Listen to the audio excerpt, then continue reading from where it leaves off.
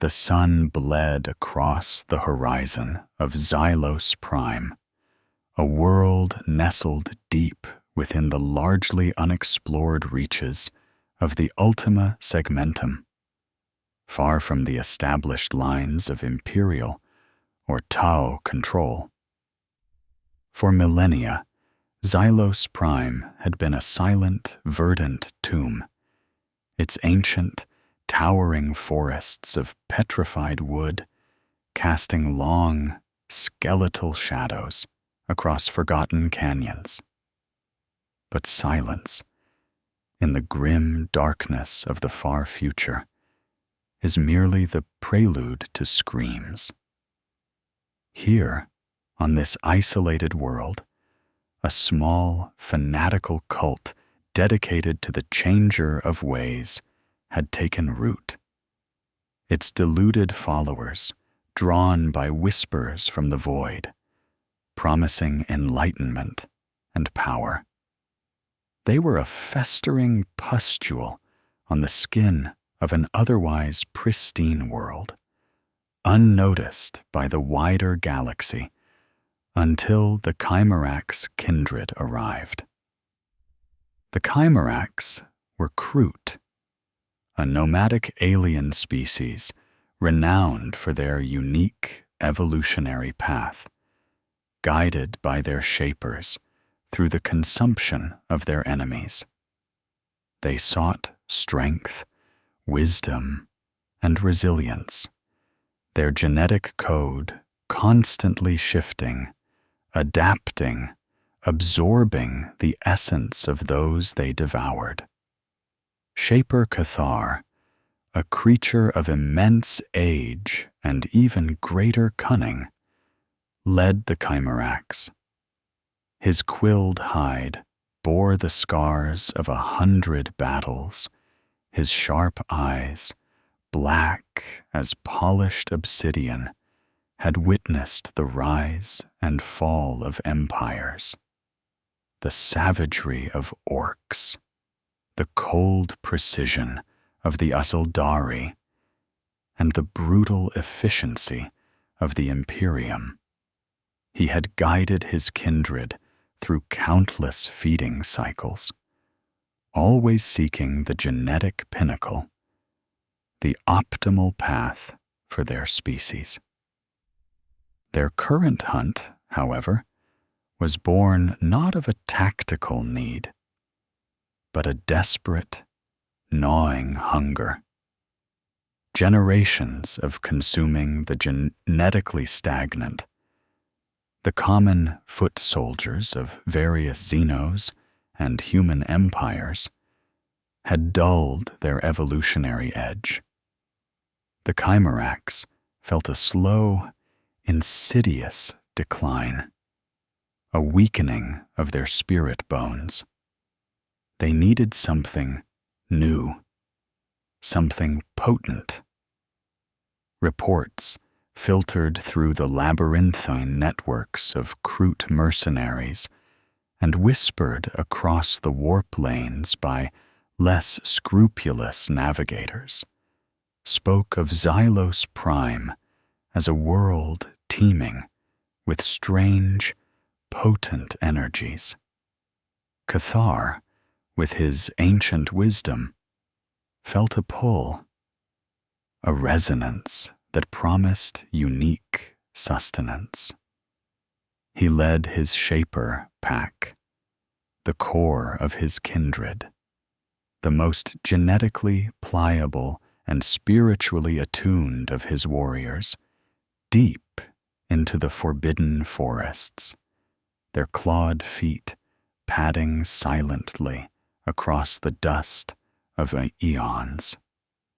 The air grew heavy, thick with the scent of ozone and something else, something cloying and sweet, like carrion flowers blooming in a crypt.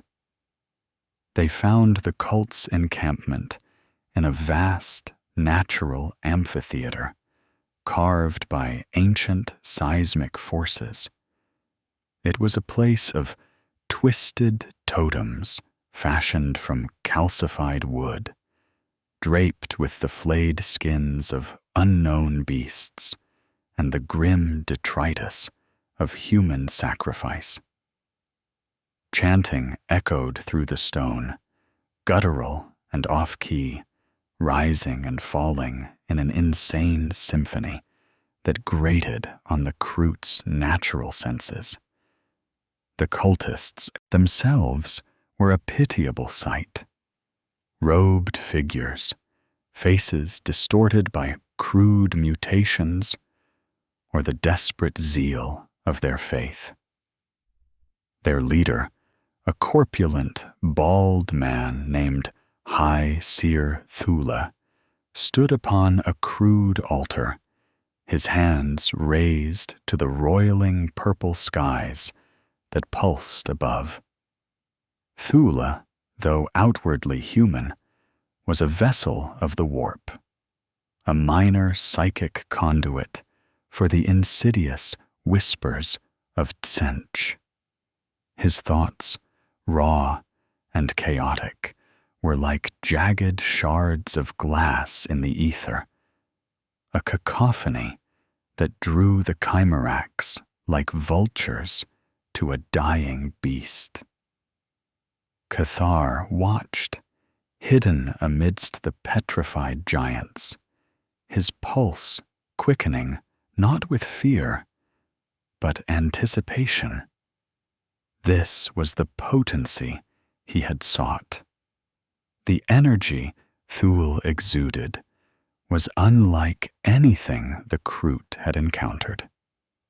It was raw, unbridled, and utterly alien to their material existence. The consumption of such a creature, Cathar reasoned, would be an evolutionary leap, a rapid ascent. He had no concept of the dangers of the warp, only the primal KROOT understanding of genetic acquisition. The cultists were not warriors. Their faith was their only weapon, and it was a weapon useless against the swift, brutal efficiency of the KROOT. The attack was a blur of emerald scales, flashing blades, and savage rending. The cultists, caught mid-ritual, shrieked in terror as the KROOT descended like silent predators from the shadows. Cathar himself targeted Thule, leaping onto the altar with a savage roar. The cult leader, for all his psychic bluster, was frail, his flesh soft and weak.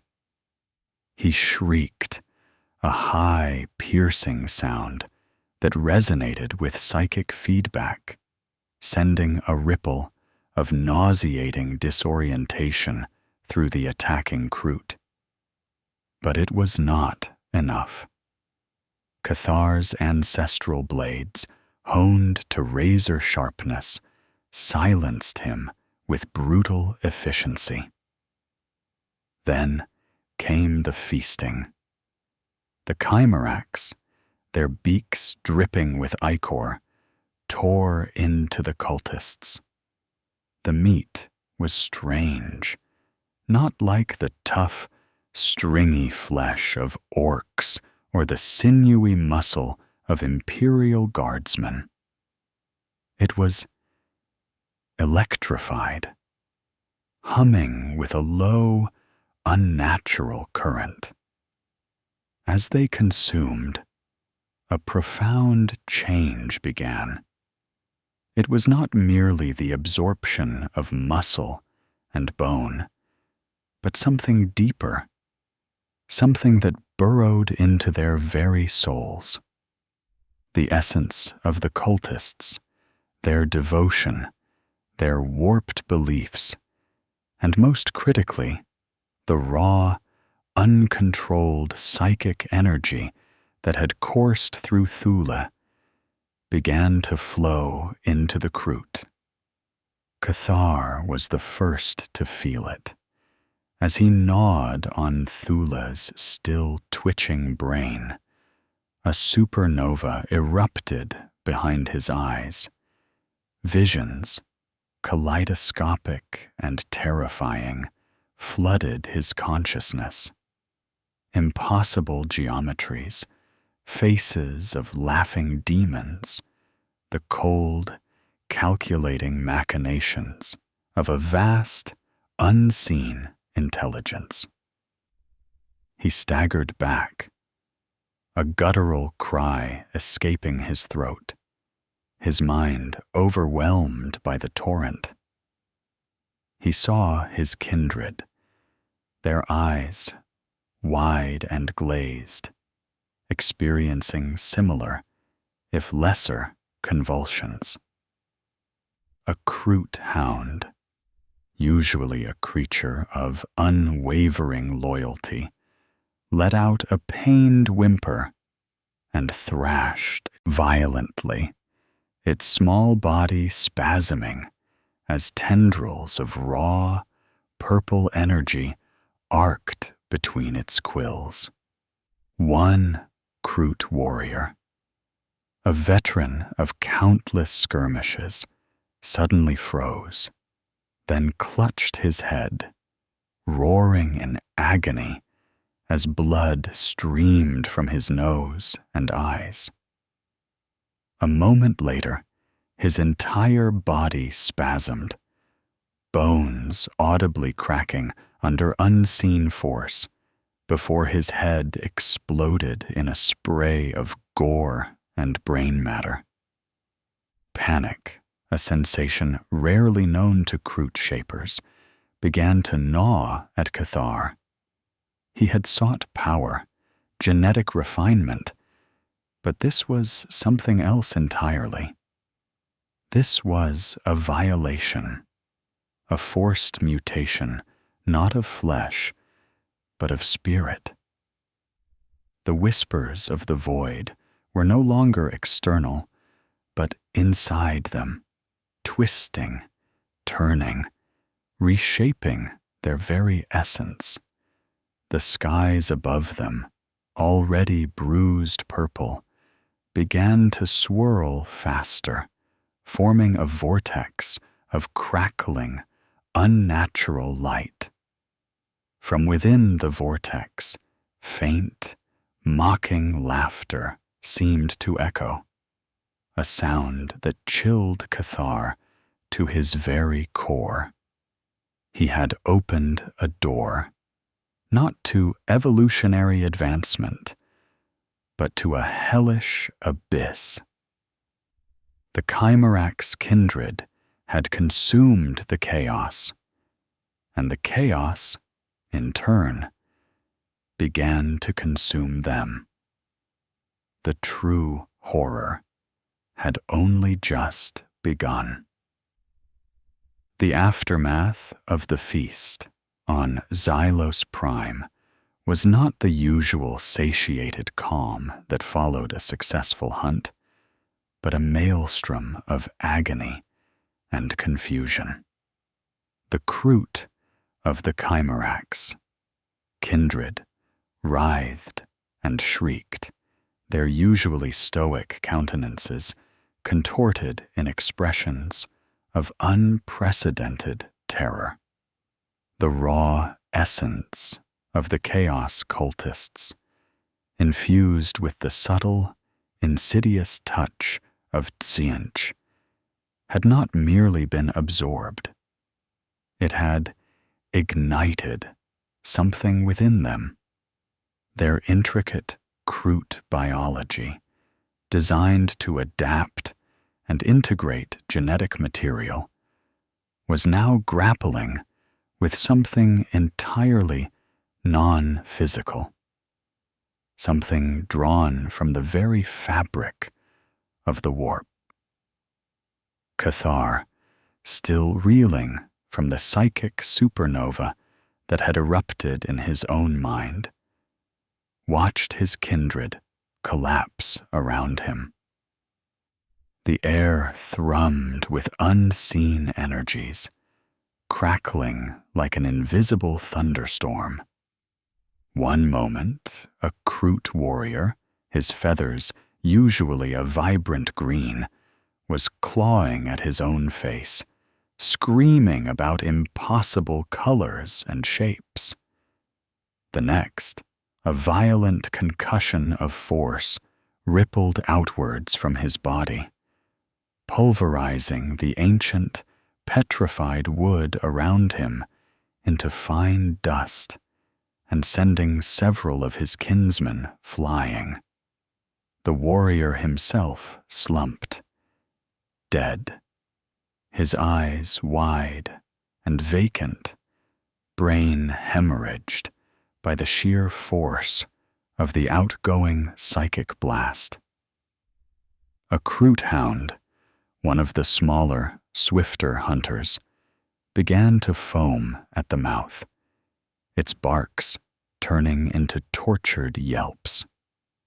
Its body began to swell, its quills elongating into grotesque, writhing tendrils of chitin and bone.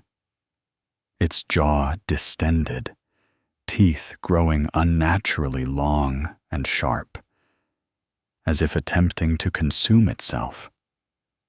Then, with a sickening pop, its head exploded, showering the ground with gore and a strange, shimmering purple dust. The other hounds, usually inseparable, scrambled away from the twitching corpse, whimpering, their primal instincts screaming. Wrongness. Cathar had never encountered anything like this. His centuries of experience, his vast repository of inherited KROOT lore, offered no explanation, no solution. This was not a physical wound to be healed, nor a genetic deviation to be culled. This was a violation of their very essence. The gifts of the consumed were meant to be integrated, refined, made KROOT. But this was integrating them. The whispers from the void, which had seemed distant and chaotic at first, were now a cacophony within their very minds, a legion of uninvited guests tearing at the foundations of their being. The manifestations were not uniform. Some of the KROOT were struck by searing headaches, their neural pathways overloaded, leading to violent fits or catatonic states. Others found their bodies twisting, their limbs extending or shortening erratically, their skin rippling with phantom movements. The most terrifying instances, however, were the raw, uncontrolled bursts of psychic energy. A young KROOT warrior, barely out of the creches, stumbled forward, his hands outstretched in a gesture of childlike confusion. From his fingertips, emerald bolts of pure force erupted, carving deep furrows into the ancient stone and incinerating the petrified foliage with an eerie green flame. He screamed, not in triumph, but in terror, recoiling from the destruction he had wrought, his eyes wide with incomprehension. Cathar felt the same internal storm. His mind, usually a fortress of calm KROOT logic and ancestral memory, was under siege. Visions flickered before his inner eye, a swirling vortex of impossible colors, disembodied eyes staring from the void, mocking laughter that echoed in the deepest recesses of his consciousness. He fought it, his spiritual discipline honed over centuries, attempting to force the chaotic energies into the neat, organized pathways of KROOT genetic memory. But the warp was not genetics. It was an ocean of raw, unreasoning power, and it threatened to drown him. "Silence!" he roared, his voice cracking with strain, a rare display of agitation for a shaper of his standing. He concentrated, attempting to project his will, to impose order on the chaos. For a fleeting moment, a wave of calm washed over a small section of the kindred, a temporary respite from the internal torment.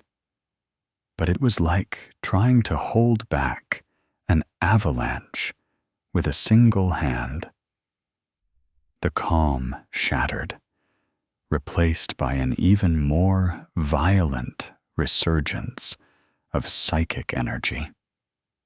One of his most trusted warriors, a veteran named Ja'ak, stared at his own hands, which were now glowing with a faint, malevolent purple light.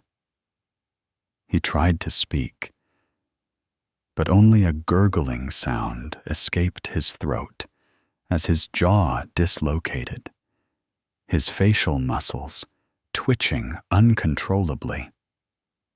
His eyes, usually a sharp, intelligent black, rolled back to show only whites as thin streams of blood began to seep from his tear ducts.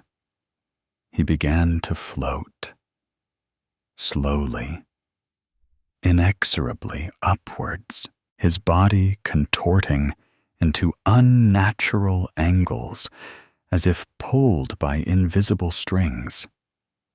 Higher and higher he rose, until with a wet pop, his body collapsed in on itself, forming a grotesque, fleshy sphere that then burst like an overripe fruit, splattering the ground with a cascade of blood and fragmented bone.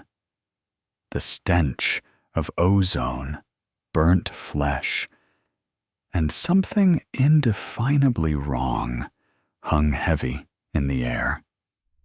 This was no evolutionary leap. This was a descent into madness, a plunge into an abyss they had unwittingly opened. The KROOT philosophy of consumption, their very way of life, was being turned against them. They had always been masters of integration, but this new essence was not to be mastered. It was parasitic, consuming their self-control, their sanity, their very KROOTness. Cathar knew they could not remain here. Xylos Prime, once a world of quiet potential, was now tainted, a psychic beacon broadcasting their agony to whatever dark entities might be listening. He could feel the eyes of the warp upon them, drawn by the raw, unfettered power now coursing through his kindred. He had to lead them away, to find a place where this new, terrible power could be understood, perhaps even controlled, before it utterly consumed them. But as he looked upon the writhing, screaming forms of his kindred, their bodies twitching with uncontrolled energy, their minds bombarded by unspeakable horrors, he felt a cold dread settle in his ancient heart. The Chimerax were no longer mere KROOT. They were a crucible of raw, chaotic power, and they were burning. The flight from Xylos Prime was a harrowing ordeal, a desperate retreat punctuated by spasms of uncontrolled power and agonizing transformations. The Chimerax kindred, once a disciplined force, was a shattered remnant of its former self. Cathar, his own mind a battlefield of flickering visions and deafening whispers, struggled to maintain even a semblance of order. He moved among his suffering kin, his voice a low, guttural murmur of desperate commands, trying to guide them back to their drop ships, the KROOT war spheres that had brought them to this cursed world. Each step was an act of monumental will, each breath a struggle against the unseen forces tearing at their souls. Some of the KROOT were too far gone, their minds shattered, their bodies twisted into grotesque parodies of their former selves. Cathar, with a heavy heart and a grim determination, was forced to make the agonizing decision to abandon them. The KROOT ethic of consumption meant for the dead was now applied to the living.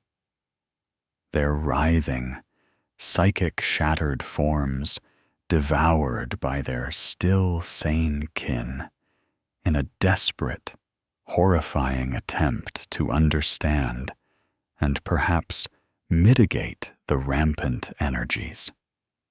It was a futile gesture, merely adding more fuel to the internal inferno, but in their desperation, it was all they could do. Even aboard the war spheres, the torment continued. The ancient KROOT vessels, usually havens of calm and ancestral wisdom, became volatile crucibles of psychic feedback. The KROOT, huddled together in their communal chambers, emitted waves of raw, uncontrolled energy. Their psychic spasms caused critical systems to flicker, power conduits to overload, and navigational augers to scream in protest. The war spheres shuddered and groaned, their structural integrity threatened not by external attack, but by the internal turmoil of their own crew. Cathar knew they needed a direction, a focus, something to cling to in this psychic tempest. He directed his vessels towards the fringes of the Segmentum Pacificus, a largely uncharted region known for its sparse population and its myriad minor Xenos threats. It was a desperate gamble, a hope that in the chaos of constant conflict, they might find a way to channel or understand their terrifying new abilities. He believed, perhaps foolishly, that through the crucible of battle, the KROOT essence within them would reassert itself, transforming this corrupting influence into a tool. Their first true test came on the forgotten agri-world of Viridia Gamma, a verdant planet choked with genetically engineered crops, destined to feed some distant Imperial fortress world. Viridia Gamma was under siege by a coalition of orc freebooters and a minor, opportunistic contingent of dark Eldar reavers, both drawn by the planet's vast, unprotected resources.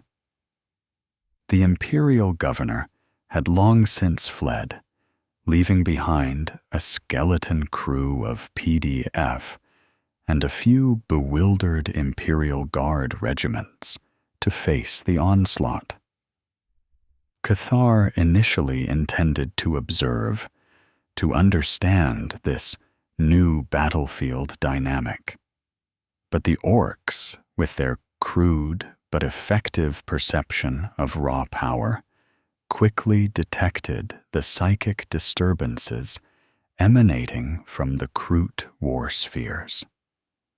A flotilla of ramshackle orc cruisers and attack crows, drawn by the scent of a new, powerful enemy, swarmed towards the KROOT. The Dark Eldar, always keen observers of suffering, remained aloof, their slender skimmers darting at the edge of the system, watching the unfolding drama with detached amusement. The battle that ensued was not one of conventional KROOT tactics. As the orc vessels closed, the psychic energy within the Chimerak's kindred reached a fever pitch. Fear, rage, and the innate desire for survival coalesced with the chaotic warp energies they now housed. One of the war spheres, under intense orc fire, suffered a direct hit to its bridge. As the bulkheads ruptured, a KROOT shaper in training named Go'ar, overcome with primal terror and the agony of his dying kin, involuntarily unleashed a psychic scream. It wasn't merely a sound. It was a wave of pure, unadulterated psychic force, amplified by the warp stuff now interwoven with his very being. The orc cruiser, directly ahead of the war sphere, buckled. Its crude adamantium plating crumpled inwards, as if struck by an invisible fist, followed by the sound of rending metal and screaming orcs. Its Geller field, designed to protect against the horrors of the warp, simply vanished, shredded by the raw psychic power. The ship's internal systems went haywire, its engines flaring uncontrollably before detonating in a spectacular fireball. It was a kill shot of impossible power, delivered by a terrified, untrained KROOT. Encouraged by this devastating, if accidental, display, Cathar saw an opportunity. He issued a new directive, not through his usual telepathic commands, but through sheer force of will. Amplified by the nascent psychic storm within him, he commanded his kindred to focus their terror, their rage, their desperate will to survive. He taught them, through agonizing trial and error, to push. the next wave of orc ships met a terrifying, invisible wall. Psychic shockwaves, unleashed by dozens of KROOT warriors simultaneously, slammed into the orc vessels. Geller fields collapsed. Navigators shrieked as their minds were ravaged. Orcs, sturdy creatures though they were, found their crude armor twisting, their weapons disintegrating, their very minds assaulted by maddening whispers and blinding visions. Several orc ships simply ceased to exist, torn apart by unseen forces, reduced to debris and scattered orc bodies. Others began to turn on each other, their minds overwhelmed by the invasive psychic static, descending into a brutal, internal melee. The Dark Eldar, witnessing this, swiftly disengaged. Such raw, uncontrolled power, so close to the warp, was dangerous even for them. They recognized the signature of chaos, albeit a mutated alien form, and wisely chose to observe from a safer distance. The Chimerax descended upon Viridia Gamma. The remaining orcs, already demoralized by their losses, found themselves facing a foe unlike any they had encountered. KROOT warriors, moving with uncanny speed, unleashed bolts of raw psychic energy that ripped through orc formations. Some KROOT could project waves of fear that sent even the biggest knobs fleeing in terror. Others could warp the very air around them, creating localized gravity wells that crushed orcs or hurled them against their own vehicles. Still others could subtly influence the orcs' crude technology, causing weapons to backfire and vehicles to stall. One KROOT, maddened by the psychic overload, inadvertently unleashed a wave of warp fire, incinerating an entire mob of orcs in a burst of purple flame, leaving only smoldering craters. Another, his mind fractured, projected an illusion of their greatest fears directly into the minds of a squad of boys, driving them to hack at each other in a frenzy of terror. Cathar, leading from the front, found his own abilities sharpened by the chaos. He could sense the flow of the battle, perceive the weak points in the enemy's resolve, and direct bursts of his own potent, if still uncontrolled, psychic force. He used it to bolster his kin, to shield them, to project a commanding will that cut through the internal clamor of their fractured minds. The battle was a massacre. The orcs, for all their savagery, were unprepared for a foe that could rend their souls as easily as their flesh. The Imperial Guard, witnessing the horrific efficiency of the KROOT, thought they had been saved by some strange, unholy xeno-deity. Or perhaps another, even more terrifying enemy had arrived to cleanse the planet. Within hours, the orc presence on Viridia Gamma was annihilated. The Dark Eldar had vanished, leaving only a lingering chill in the air.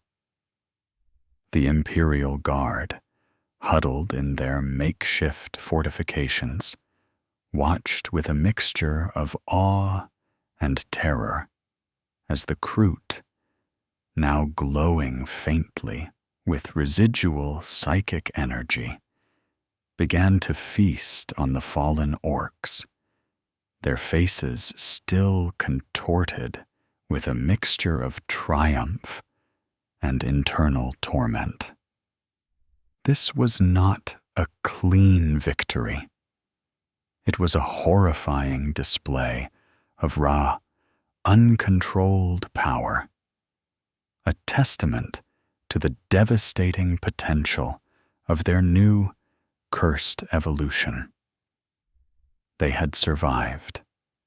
They had conquered. But the price was etched into their very beings. The Chimerax kindred had tasted the power of the warp, and it was a taste they would never forget, a hunger that would now define their terrible new path. They had risen, but they had risen into a new, darker dawn. The news of the Chimerax kindred's devastating display on Viridia Gamma rippled through the sector, though its precise details became distorted with each retelling. To the Imperial Guard survivors, they were monstrous saviors, or perhaps even more terrifying devils.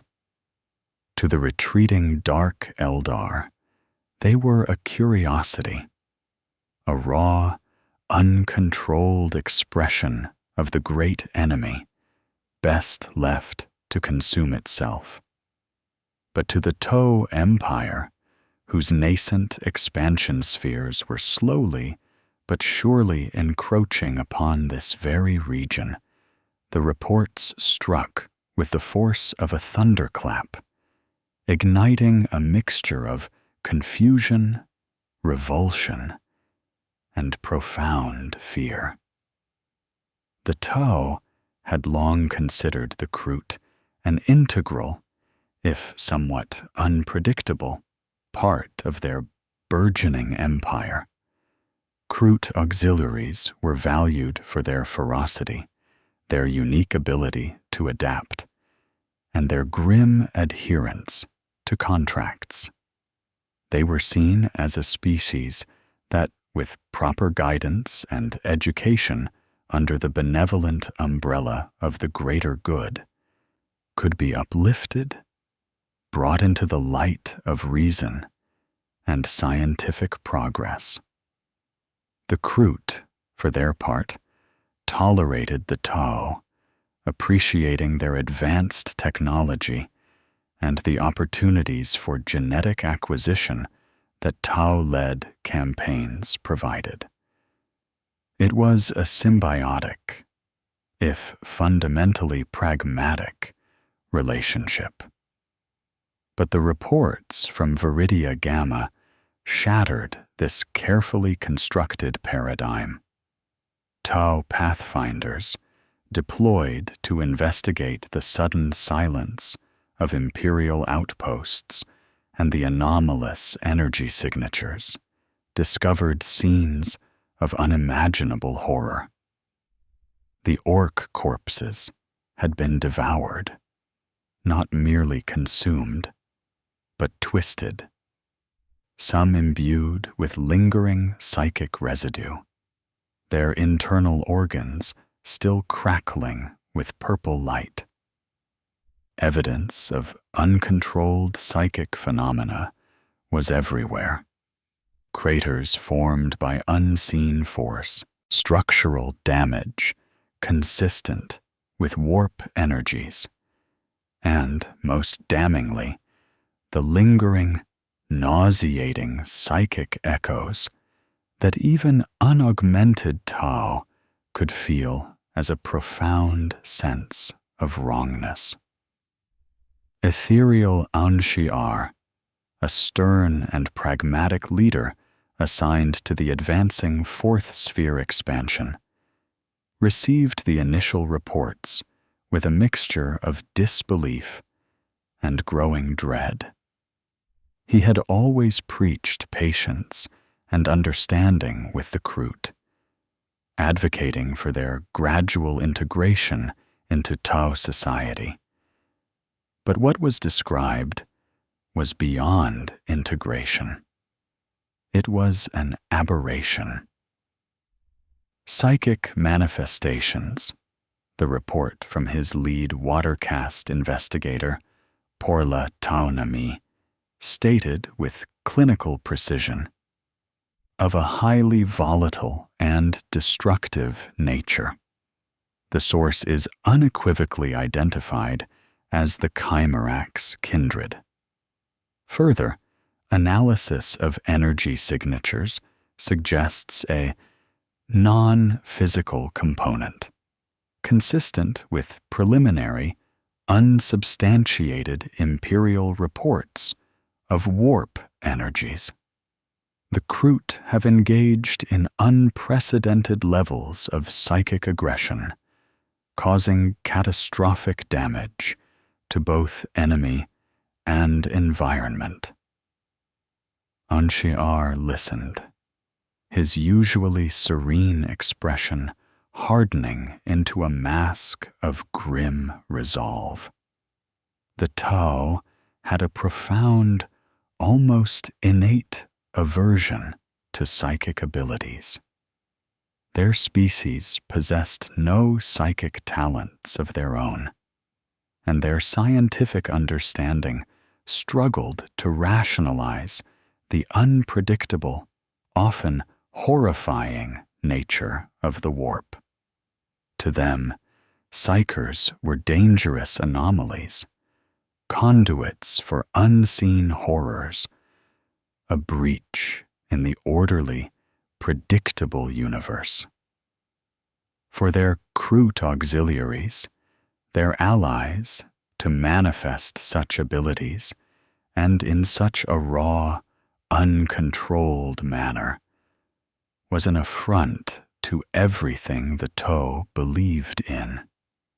It was a disease, a corruption. The Ethereal Council convened in emergency session. The arguments were fierce, though muted by Tau decorum. Some, primarily of the water caste, argued for study, for containment, for a way to understand, and perhaps even cure this affliction. But the fire caste, ever practical and ruthless when the greater good was threatened, argued for immediate, decisive action.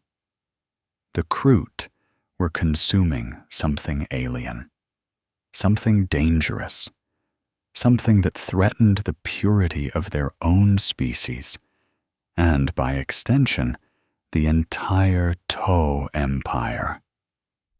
The psychic energies were not just a danger to the KROOT. They were a beacon, a siren call to far worse entities lurking in the void. Commander Farsight, a legendary figure, though increasingly independent, had warned of such dangers in his early treatises on the warp. Though his words were often dismissed as alarmist or overly superstitious by the ethereals. Now, his dire predictions seemed to be coming true, not from without, but from within their own ranks. Ultimately, the decision was unanimous, if agonizing. The Chimerax kindred could not be reasoned with, nor could they be allowed to continue down this perilous path. They were a threat, a cancerous growth that, if unchecked, could spread through other KROOT kindreds, or, worse, attract the attention of the dreaded Imperium, or even more ancient malevolent forces. The greater good demanded a difficult sacrifice. The Chimerax kindred is hereby designated a rogue element, Aunchiar announced, his voice devoid of emotion, though his eyes betrayed a deep sorrow. Their actions are anathema to the greater good and pose an existential threat to all KROOT, and indeed the Tau Empire. They have consumed an essence that corrupts, twisting their very being into something unrecognizable. Effective immediately, all KROOT'S, KROOT, kindreds are ordered to disassociate from the Chimerax. Any attempt at contact or aid will be met with severe sanction. Furthermore, a punitive fleet will be dispatched to locate and neutralize the Chimerax kindred by any means necessary. The orders were disseminated with chilling speed. Tau forces, composed of seasoned fire warriors, agile crisis suits, and the heavy-hitting might of broadside battle suits, were mobilized. Their mission: to hunt down and exterminate their former allies. It was a painful but necessary duty. The Tau, with their unwavering belief in their scientific path, had no capacity to understand the dark, chaotic forces that now animated the Chimerax. They saw only abomination, a species tainted beyond redemption, a living conduit to the very darkness they sought to avoid. The first Tau punitive forces, spearheaded by Commander Ovesa, a pragmatic fire-caste officer known for his relentless pursuit of objectives, tracked the Chimerax's warp-disturbed wake. Ovesa's fleet encountered the kindred near the desolate asteroid fields of the Argus Belt, a region often used by the KROOT for resupply and temporary refuge.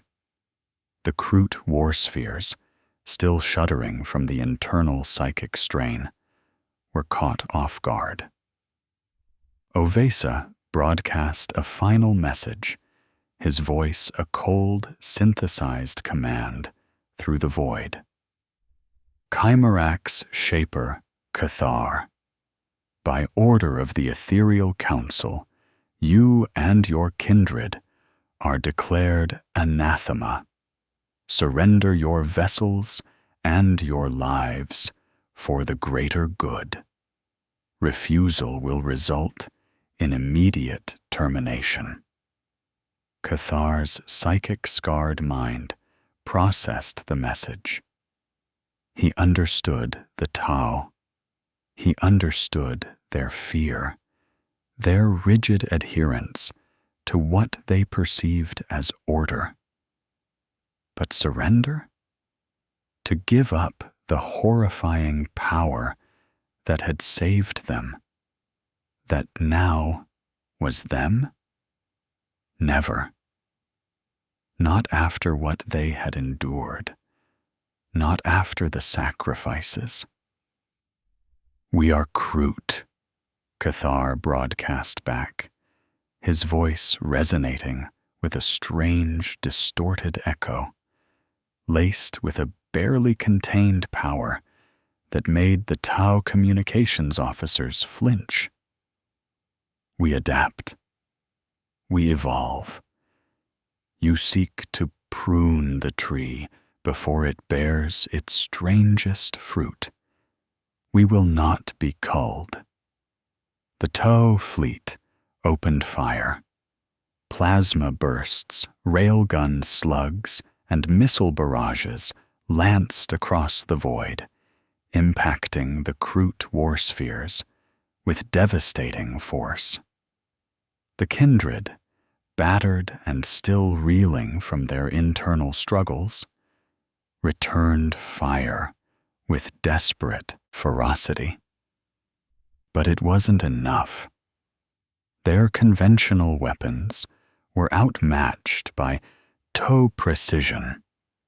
As one warsphere crumpled under a concentrated broadside, its shields failing, the surviving KROOT inside unleashed a desperate, combined psychic scream. This was no precise attack, but a raw, uncontrolled blast of pure, agonizing psychic force. Tow pilots shrieked in their cockpits, their minds suddenly assaulted by visions of impossible agony. Battlesuit systems went dark, their pilots convulsing. Several tow escort craft suddenly veered off course, their flight paths erratic, their pilots driven mad by the psychic backlash. It was a momentary respite, a desperate lashing out from a cornered beast. The tow, though shaken, pressed their attack. Cathar knew they could not win a direct engagement. Not yet. Not with this nascent power. With a bitter growl, he ordered a full retreat. The remaining warspheres, their hulls scarred, their crews internally ravaged, plunged into the nearest nebula, using the nebular clouds to mask their psychic signatures and evade the relentless tow pursuit. The Kimmeraks were now truly alone, condemned by their former allies, hunted by those who had once sought to uplift them. The shadow of condemnation had fallen, sealing their fate as pariahs, forcing them down an even darker, more terrifying evolutionary path into the grim void. The flight through the Argus nebula was less an escape and more a prolonged agony. The nebulous clouds, thick with interstellar dust and radiation, provided some cover from tow sensors, but they offered no solace from the internal torment of the Kimmeraks. The KROOT warspheres, crippled and scarred, limped through the swirling gases, their engines straining, their life support systems faltering. Inside, the kindred continued to suffer. Commander Ovesa, a relentless tactician and a true believer in the greater good, was not easily deterred. His tow fleet, though momentarily shaken by the KROOT'S unexpected psychic lashing, swiftly adapted. Drones were deployed, equipped with specialized spectrum analyzers and psychic dampeners, to sweep the nebula. Ovesa knew that allowing such a potent, unpredictable threat to escape was an unacceptable risk. The Ethereal Council's command for annihilation was absolute. Cathar, however, was no stranger to survival against impossible odds. His centuries of guiding the Chimerax through asteroid fields, warp storms, and predator-infested worlds had honed his instincts to a razor's edge. He understood the Tau's methodical approach, their reliance on technology over instinct. He knew they would eventually find them if they remained in one place. The kindred needed a sanctuary, a place where they could recover, understand their new abilities, and perhaps even learn to control them.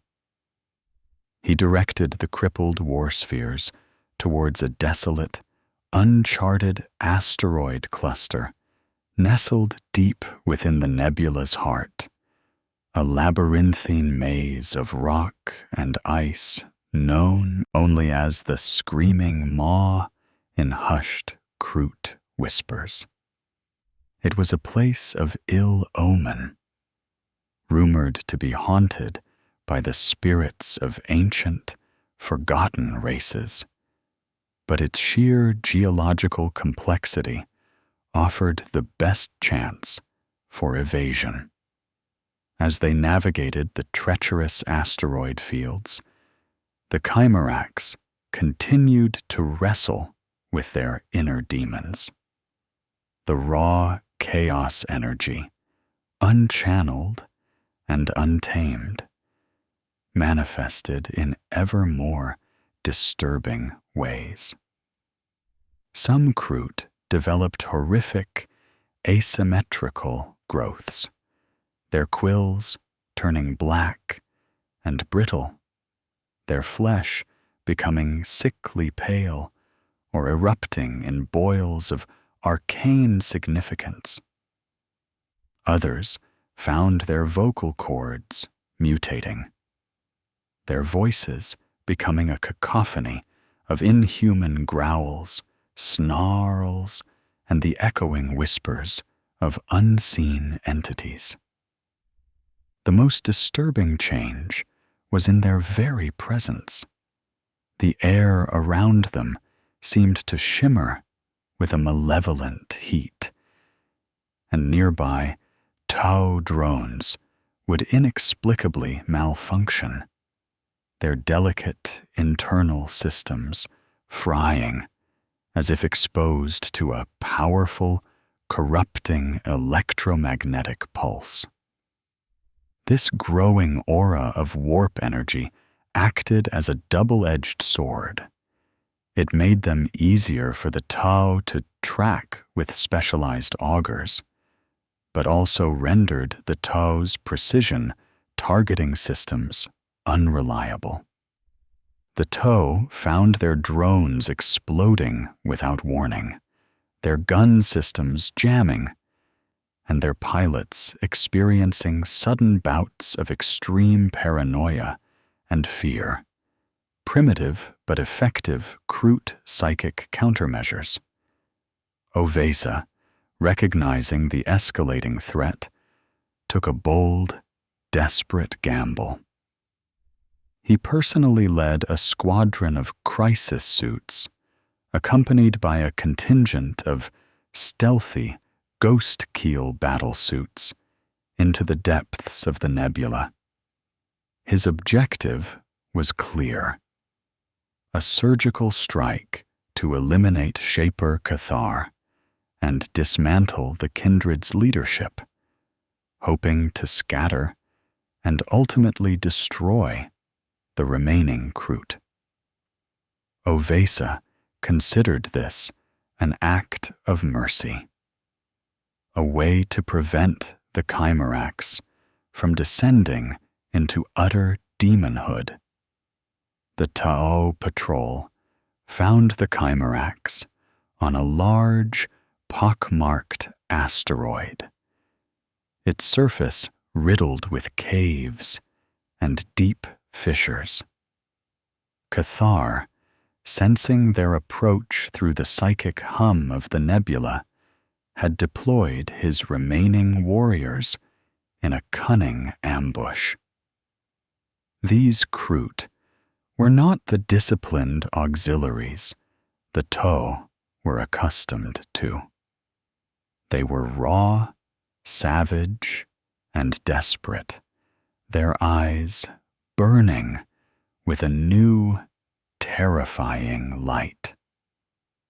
As Ovesa's crisis suits landed, their boots crunching on the icy rock, they were met with a storm of psychic-infused bullets and warp-energized blades. KROOT carnivores, their quills bristling with dark energy, moved with unnatural speed, their clawed hands glowing with malevolent light. One KROOT warrior, his body contorted, unleashed a piercing psychic shriek that caused the targeting systems of a crisis suit to overload, forcing its pilot to eject. Another, with sickening grace, phased partially out of reality, becoming translucent and impervious to solid shots, only to solidify and tear a TOW fire warrior in half with his bare hands. Cathar, now wielding his ancestral blades with a new, terrifying potency, confronted Ovesa directly. The TOW commander, a master of close quarters. Combat moved with fluid precision, his fusion blaster spitting white-hot energy. But Cathar was no longer just a skilled warrior. He was a conduit. As Ovesa fired, Cathar's psychic will lashed out, subtly warping the trajectory of the plasma bolts, causing them to harmlessly graze his ancient hide. He moved with a speed that defied the bulk of his KROOT form, a dark blur against the icy backdrop. Their blades clashed, Ovesa's hardened plasma sword against Cathar's warp-infused ancestral blades. Each parry and thrust was accompanied by crackles of raw energy. Cathar, through sheer psychic coercion, began to assault Ovesa's mind, projecting images of his deepest fears, of the greater good crumbling, of the TOW Empire consumed by unseen horrors. Ovesa, though disciplined, felt his resolve waver, his concentration fractured by the insidious mental assault. "This is not KROOT!" Ovesa roared, his voice strained, pushing back against the psychic intrusion. "You are corrupted, an abomination. We are what you made us," Cathar snarled back, his voice an unsettling blend of guttural KROOT and an ethereal echo. "You turned your back on adaptation, on true evolution. We embraced it, and now we are beyond your understanding, beyond your judgment." As the battle raged, the asteroid itself began to buckle under the strain of the unleashed energies. Cracks spiderwebbed across its surface, and smaller moonlets began to break off, tumbling into the void. The raw power emanating from the Chimerax, even in their desperation, was prodigious. Ultimately, despite their newfound abilities, the Chimerax were still outnumbered and outgunned. Ovesa, though wounded and mentally battered, managed to rally his remaining forces. He understood that a direct confrontation was too costly. He ordered a tactical retreat, but not before delivering a devastating salvo from his fusion blaster that caught Cathar off guard, searing his right arm and sending him reeling.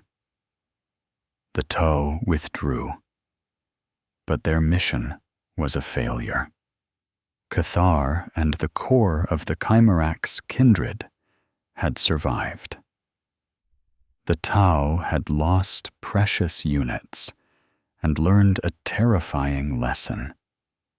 The Chimeracs were not simply rogue KROOT. They were something new, something that defied their understanding, a grotesque fusion of KROOT biology and raw, uncontrolled warp energy. As the TOW fleet regrouped, Ovesa knew that this was no longer a simple, punitive action. This was a war against an evolving, psychic foe. A war that stretched the very limits of TOW doctrine. The Chimeracs, once mere auxiliaries, had become an arch-nemesis, a living testament to the dangers of the unexplored void and the tragic consequences of unintended consumption. Their desperate flight had become a desperate, bloody stand, and the TOW, by their very pursuit, were only pushing them further into the arms of the very darkness they sought to avoid. The aftermath of the brutal engagement in the Argus Nebula left the Chimerac's kindred fractured, both physically and spiritually. The escape from Commander Ovesa's relentless pursuit had been a Pyrrhic victory. Many KROOT had been lost, their bodies vaporized by TOW plasma, or their minds utterly broken by the psychic strain of battle. The remaining war spheres were barely spaceworthy, their hulls breached, their systems jury-rigged, with desperate KROOT ingenuity and an unsettling reliance on raw psychic energy to keep them functioning. But the most insidious damage was internal. The raw essence of the chaos cult, no longer merely absorbed, but actively interwoven with their genetic structure, began to manifest in increasingly terrifying ways. The KROOT, once a species defined by their unity and the disciplined pursuit of genetic perfection, were now tearing themselves apart. Shaper Cathar, his right arm a mangled mess of seared flesh and twisted bone, tried desperately to hold his kindred together. He could feel the schism forming, a deep, festering wound in the very soul of the Chimeracs. The warp stuff they had consumed was not uniform in its influence. For some, it amplified their latent ferocity, transforming them into raging, uncontrolled beasts of war, their minds clouded by a constant, murderous hunger. For others, it twisted their intellect, granting them unnerving insights, but driving them to paranoia and suspicion. And for a desperate few, it brought only agony. an unending internal scream as their bodies struggled against the alien intrusion, their KROOT essence warring with the chaotic warp energies. The most prominent voice of dissent was Shaper Gahar, a younger KROOT who had been among the first to accidentally unleash a devastating psychic blast on Xylos Prime. Gahar, once a respected warrior shaper, now saw the burgeoning psychic powers as a gift, a path to true KROOT dominance. He embraced the mutations, the whispers, the raw power that flowed through him. His quills, once verdant, now pulsed with a faint, malevolent purple light, and his eyes glowed with an unnerving, unfocused intensity. Cathar clings to the old ways. Gahar's voice, now a raspy, multi-toned growl, echoed through the communal chambers of the surviving war sphere. He seeks to control what cannot be controlled, to cage the storms that now rage within us. We are not merely KROOT anymore. We are something more. We are the storm. Gahar began to gather followers, KROOT who, like him, were intoxicated by the sheer power, or those whose minds were too shattered to resist the allure of easy strength. They reveled in the mutations, saw them as signs of evolution, not corruption. They spoke of unleashing the full might of their abilities, of crushing the Tau and all who opposed them, no longer for pragmatic reasons, but for the sheer thrill of destruction. Their forms became more grotesque, their movements less coordinated, more twitching and spastic. Some began to sprout rudimentary tentacles. Others found their mouths becoming filled with rows of needle-like teeth, constantly dripping with a corrosive ichor. Their minds, once focused on the hunt, were now a chaotic symphony of whispers, dark impulses, and visions of impossible grandeur.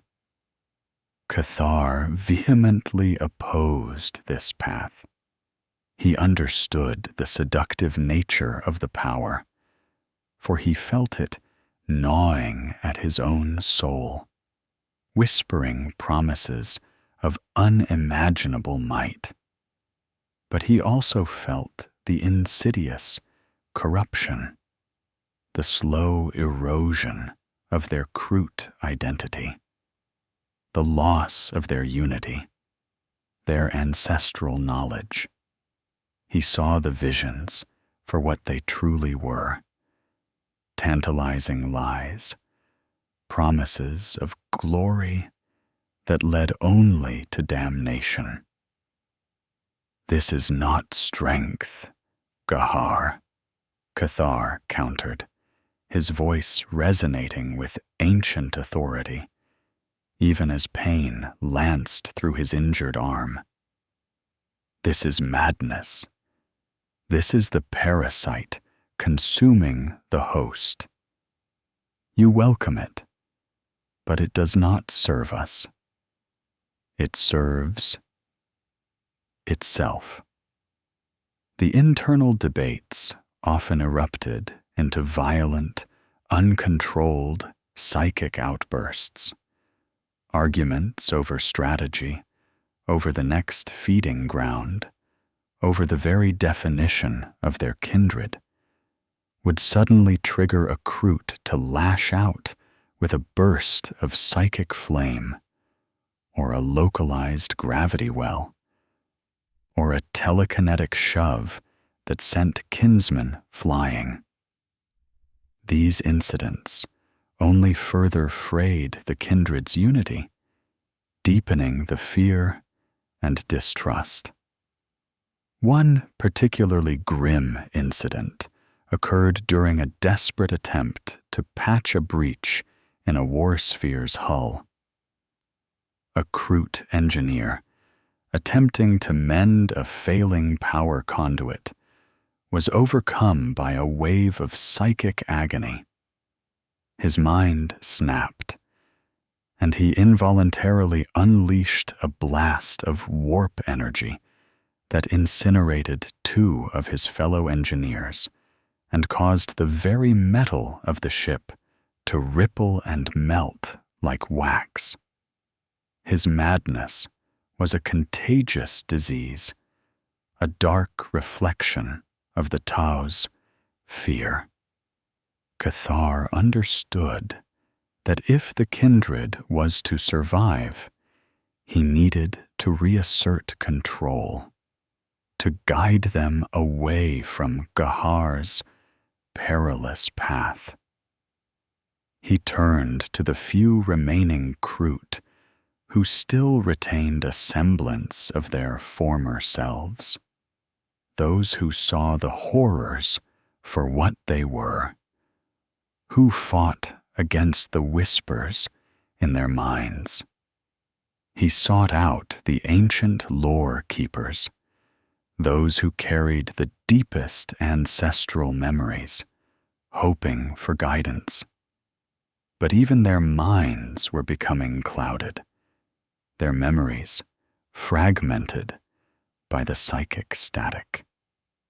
He initiated brutal, ritualistic training.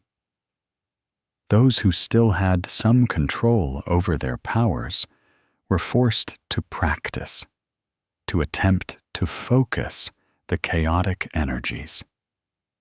Cathar, through sheer force of will, used his own burgeoning, disciplined psychic abilities to guide them, to show them how to push the warp back, to create mental barriers, to channel the power for specific, directed purposes, even if those purposes were still devastating. He taught them to instinctively dampen their presence, to mask their psychic emanations from both Tau sensors and the insidious whispers of the warp. But Gahar's faction grew stronger.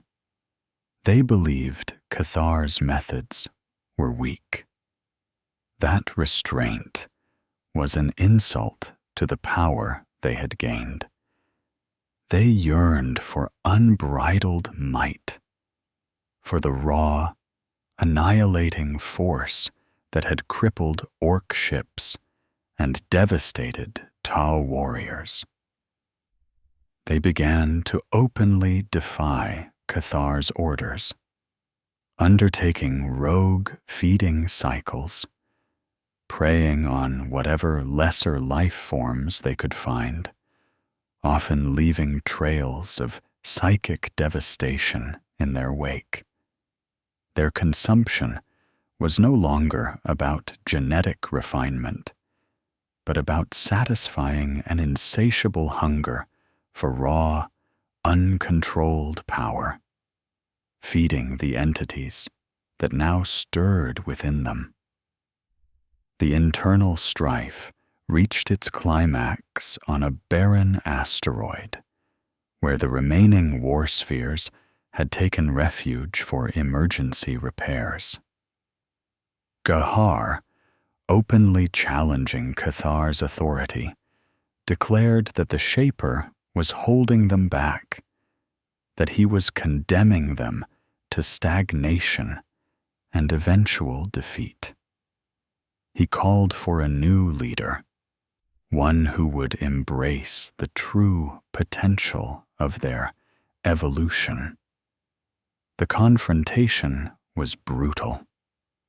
Cathar, weakened by his injury and the constant psychic battle within, faced Gihar, whose form was now disturbingly alien, his movements jerky and unnatural, his eyes glowing with an inner, malevolent fire. Their battle was not just one of blades and claws, but of clashing psychic wills. Cathar sought to impose order, to contain the chaos. Gihar sought to unleash it, to shatter all restraints. In the end, Cathar, with a desperate surge of his own evolving psychic strength, managed to subdue Gihar. He didn't kill him. He couldn't. For Gihar was still KROOT, still kin, albeit horrifically corrupted. Instead, Cathar expelled Gihar and his most fervent followers from the kindred, casting them out into the unforgiving void in a single, barely functional KROOT dropship. It was a wrenching decision, a brutal amputation, but Cathar knew it was necessary to save the rest of his kindred from succumbing to the same maddening fate. The internal strife had cost them dearly. They were fewer, weaker, and the psychic scars ran deeper than ever. Cathar had reaffirmed his leadership, but the cost was profound. The Chimeraks were now a broken kindred, haunted by their own internal demons, pursued by their former allies, and now even fractured amongst themselves. Their evolutionary path had indeed taken a terrifying turn, away from their KROOT roots and into a terrifying, unknown future, where every choice was a compromise, and every victory came at the cost of their very souls. The expulsion of Gihar and his corrupted faction brought a grim, uneasy peace to the remnants of the Chimeraks. But it was a fragile truce, born of exhaustion and the desperate need for survival, not true unity. Cathar had amputated a cancerous limb, but the disease still festered deep within the body of his kindred. The psychological wounds, the memory of kinsmen turning on kinsmen, would forever scar their collective consciousness. Their next encounter with the toe was inevitable. Commander Ovesa, though frustrated by the Chimeraks' cunning escape, had continued his relentless pursuit. Tau pathfinders, equipped with newly developed psychic detection arrays, eventually tracked the KROOT to the desolate world of Xylos Minor, a gas giant's moon littered with mineral-rich but unstable geological formations. It was a world of perpetual twilight, shrouded in an oppressive, toxic atmosphere, perfect for shielding KROOT vessels and masking their psychic emanations. Cathar knew they could not afford another full retreat. Their war spheres were barely functional, their numbers critically low, and the strain of constant psychic suppression was taking its toll. This would be their stand, a brutal, desperate battle for survival. He deployed his kindred across the treacherous canyons and volcanic vents of Zillos Minor, using the extreme terrain to his advantage, planning to ambush the Tow forces as they descended. Ovesa, having learned from their previous encounter, approached with extreme caution. He deployed his forces in an intricate formation, with ghost keel battlesuits acting as advance scouts and a large number of heavy broadside battlesuits providing long-range fire support. His mission parameters had been updated. The Chimeraks were no longer merely rogue auxiliaries. They were a dangerous, warp-tainted Xenos threat that needed to be eradicated with extreme prejudice.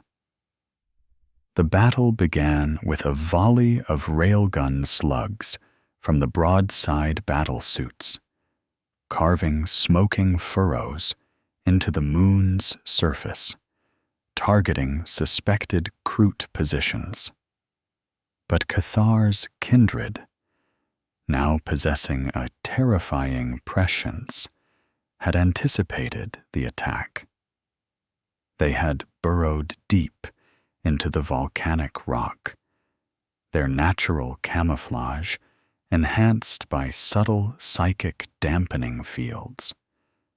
As the Tow fire warriors and crisis suits descended into the canyons, the Chimeraks launched their counterattack.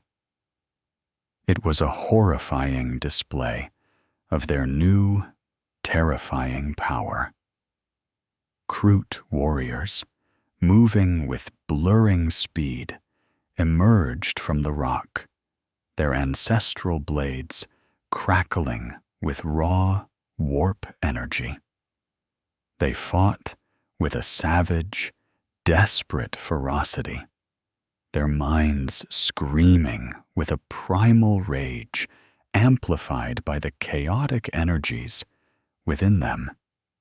One KROOT, his skin rippling with unsettling patterns, manifested a localized gravity well, crushing a squad of fire warriors into the rock before their armor could even register the threat.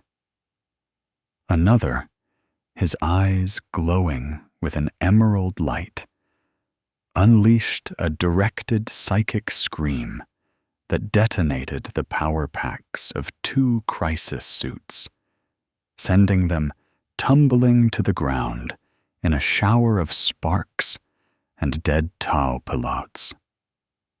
A third, his body writhing, projected a wave of raw fear so potent that an entire Tau drone squadron simply malfunctioned, their optical sensors showing only static as their AI brains were overwhelmed.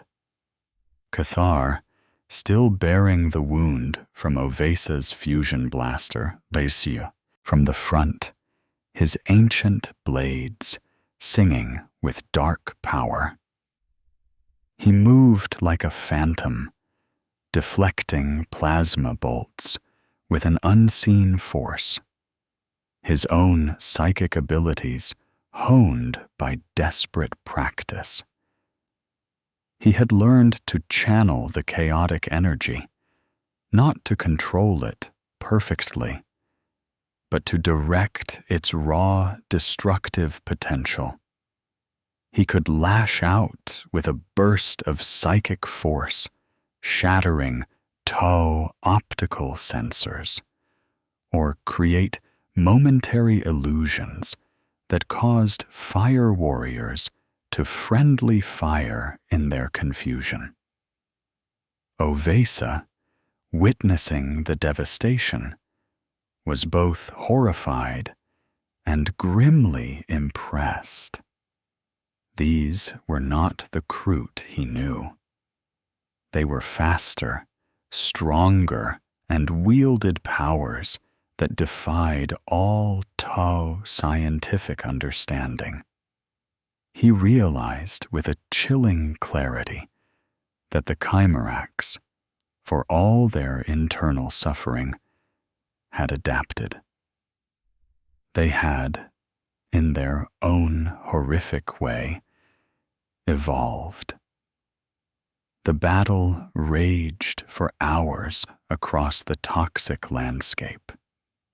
The Tau, with their superior firepower and coordinated tactics, slowly began to push the Kroot back.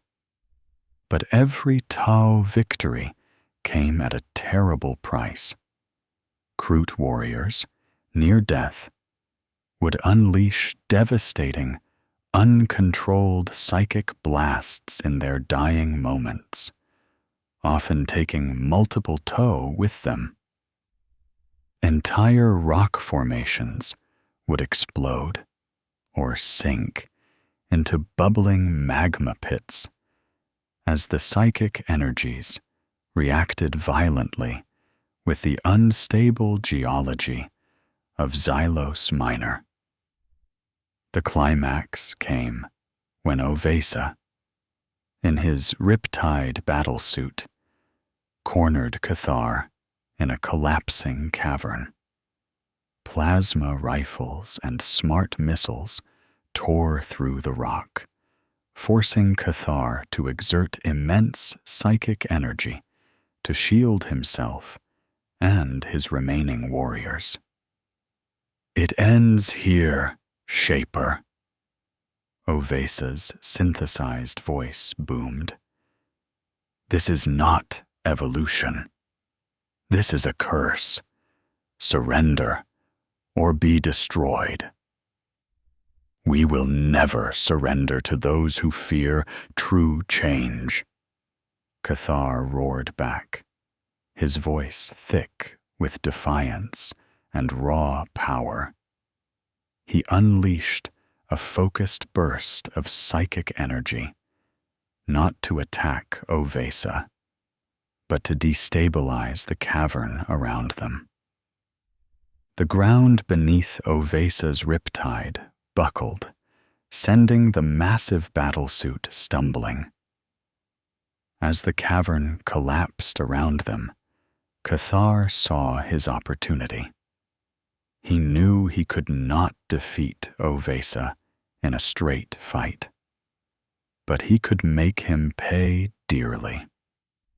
He gathered his remaining strength, focusing all the raw, chaotic energy he could contain into a single, devastating psychic surge. This was not a weapon, but a desperate, self-destructive act. The wave of psychic force Cathar unleashed was pure, unadulterated agony. It bypassed Ovesa's armor, his neural interface, and slammed directly into his mind. Ovesa screamed, a sound of pure anguish that was cut short as his battlesuit's internal systems went critical.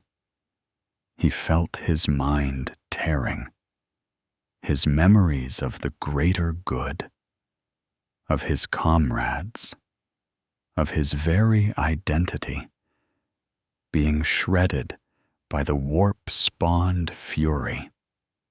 His body spasmed violently, his battlesuit's weapons firing erratically into the cavern walls. Cathar, too, crumpled, the effort having torn at his own being. But the psychic wave had done its job. Ovesa, though alive, was incapacitated, his mind a shattered wreck. teetering on the brink of madness. His riptide battlesuit lay inert amidst the rubble, its systems fried, its pilot unconscious and mentally scarred for life. With Ovesa's command structure shattered and their forces severely depleted, the TOW found themselves in disarray. The remaining KROOT, battered but unbowed, retreated deeper into the most unstable regions of Xylus Minor, leaving behind a devastated battlefield and a shattered TOW force. The Chimeraks had won a Pyrrhic victory.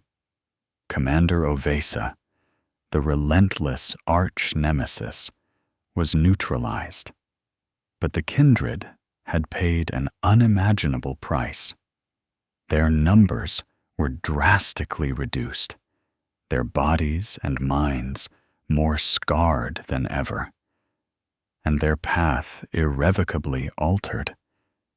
They had proven their monstrous new strength, but they had sacrificed much of their KROOT identity in the process.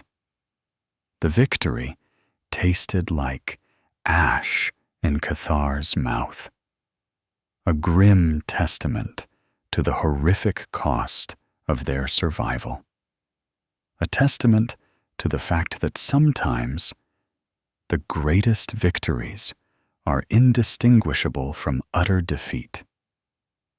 The Pyrrhic victory on Xylos Minor, though it repelled the TOW pursuit, left the Chimeraks' kindred broken and adrift.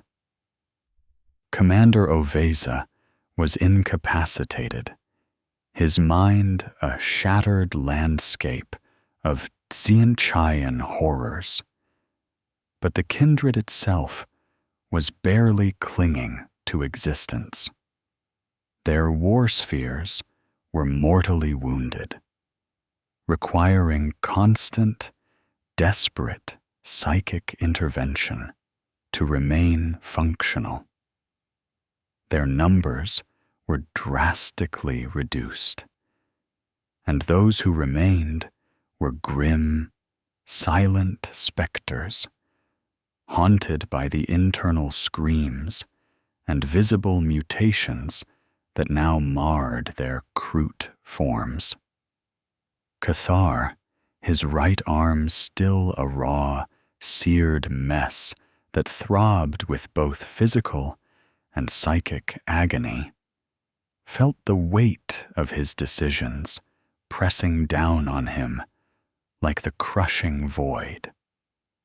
He had led his kindred down a terrifying path, consumed a forbidden essence, and in doing so had opened a door to an abyss that now threatened to swallow them whole.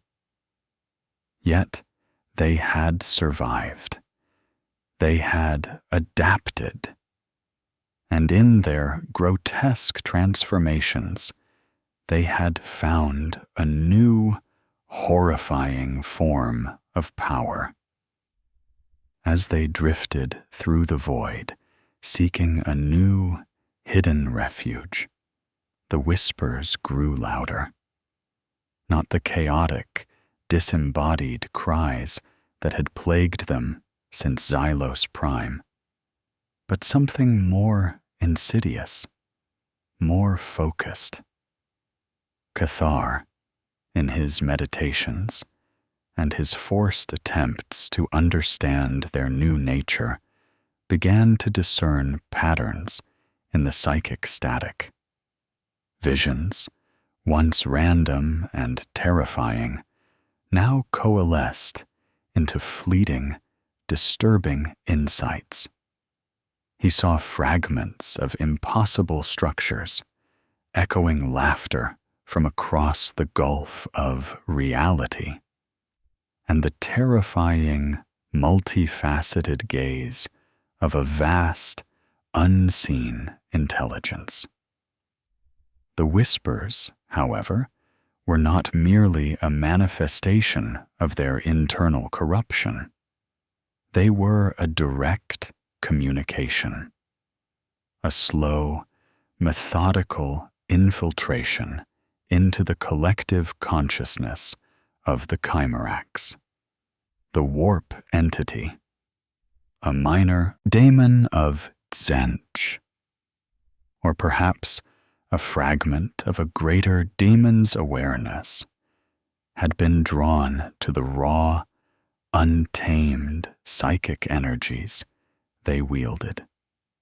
It had been subtly influencing them since their first consumption, nudging them towards specific actions, encouraging their chaotic displays, feeding off their fear and their burgeoning power. Cathar started to piece together the truth. The potency they had sought on Xylos Prime, the unique energies of the cultists. It hadn't been an isolated phenomenon. The cultists had been conduits for this entity, their faith a beacon, their minds a gateway. And the Chimerax, in their desperate hunger for genetic advancement, had consumed the gatekeepers, unwittingly becoming the new, more powerful gates themselves. The visions he now received were more specific, revealing fragments of the entity's history, its schemes, its long-term goals. He saw glimpses of forgotten worlds where similar cults had risen and fallen, all manipulated towards some arcane purpose. He understood that the entity viewed the Chimerax not as allies, but as particularly potent pawns, new tools in its endless game of manipulation and change. It had orchestrated their initial encounter with the cult, subtly nudging them with precognitive echoes, knowing their hunger. It had then fed on their agony, on their desperation, on their uncontrolled psychic outbursts, growing stronger with each passing moment of their suffering. The entity had a name, or rather, a designation it imparted to Cathar in his mind: the Weaver of Whispers. It promised him knowledge, true power, a path to not just survive, but to transcend, to become masters of the warp, not its victims. It showed him visions of himself, not as a battered KROOT shaper, but as a being of immense psychic might, shaping reality with a thought, commanding legions of mutated KROOT. But with these promises came a terrible understanding. The Weaver demanded absolute surrender. It wanted to merge with the Chimerax, to become one with their evolutionary potential, to turn them into its living, breathing, psychic weapon. It wanted to consume their KROOT identity, leaving only a puppet race, an extension of its own chaotic will. The revelations brought a new wave of internal strife, deeper and more insidious than before. The Whispers now had a source, a tangible enemy within their minds. Some KROOT, driven to the brink of madness, simply succumbed, their eyes glazing over, their bodies twitching in time with the Weaver's insidious rhythms. They became hollow vessels, conduits for raw warp energy, their KROOT essence extinguished. Others, however, were horrified. The understanding that they were being used, manipulated since the very beginning, sparked a desperate defiance. This was not their evolution. This was a betrayal, a parasitic invasion far worse than the Tau's condemnation or the Imperium's disdain. Their suffering had been a feast for this unseen horror. Cathar wrestled with the truth. He had sought to save his kindred, to find them a new path. But every step he took, every decision he made, had inadvertently played into the Weaver's hands. He saw the path ahead, stark and terrifying. They could embrace the Weaver, succumb to its promises of power, and become something truly monstrous, something devoid of their KROOT soul. Or they could fight, a desperate, seemingly impossible battle against an enemy that already inhabited their very minds. He gathered the remaining loyal KROOT, those who still clung to their KROOT identity despite the internal war. He showed them the visions, shared the whispers, revealed the terrible truth of the Weaver's manipulation. Fear warred with fierce determination in their eyes. Many stumbled, their minds recoiling from the horrific revelation, but others, survivors of countless battles, hardened their resolve. "This is the enemy," Cathar rasped, his voice raw with pain and newly forged resolve. Not the Tau, not the Imperium. This is the parasite that feeds on our very essence. It seeks to make us its slaves, its puppets. We will not allow it. We are KROOT. We will adapt. We will fight for our very souls. The realization that they were not merely suffering from an accidental consumption, but were targeted victims of a subtle, long-game manipulation, ignited a new kind of fury within the Chimerax. They were no longer merely struggling against an unknown illness. They were fighting for their spiritual independence against a malevolent, sentient foe. The whispers of the past, now understood, solidified their resolve, even as they plunged them into a deeper, more existential despair. They had been unwitting pawns, and now, with terrifying clarity, they understood the true, horrific nature of their gift. The revelation of the Weaver of Whispers, while clarifying the source of their torment, plunged the Chimerax kindred into a profound, existential despair. To be hunted by the Tau, reviled by the Imperium, and abandoned by their own kind was a terrible fate. But to discover that their very suffering had been orchestrated, that their desperate search for evolution had been a carefully laid trap by an unseen, malevolent entity, was a betrayal that cut deeper than any blade. They were not merely corrupted, they were ensnared. Cathar, however, refused to surrender to despair. His mind, though constantly assaulted by the Weaver's insidious whispers and visions of promised power, fought back with an ancestral stubbornness that was uniquely KROOT.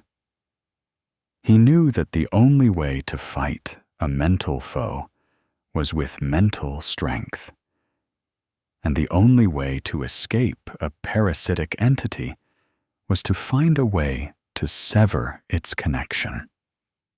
He needed a sanctuary, not just from their pursuers, but from the warp itself.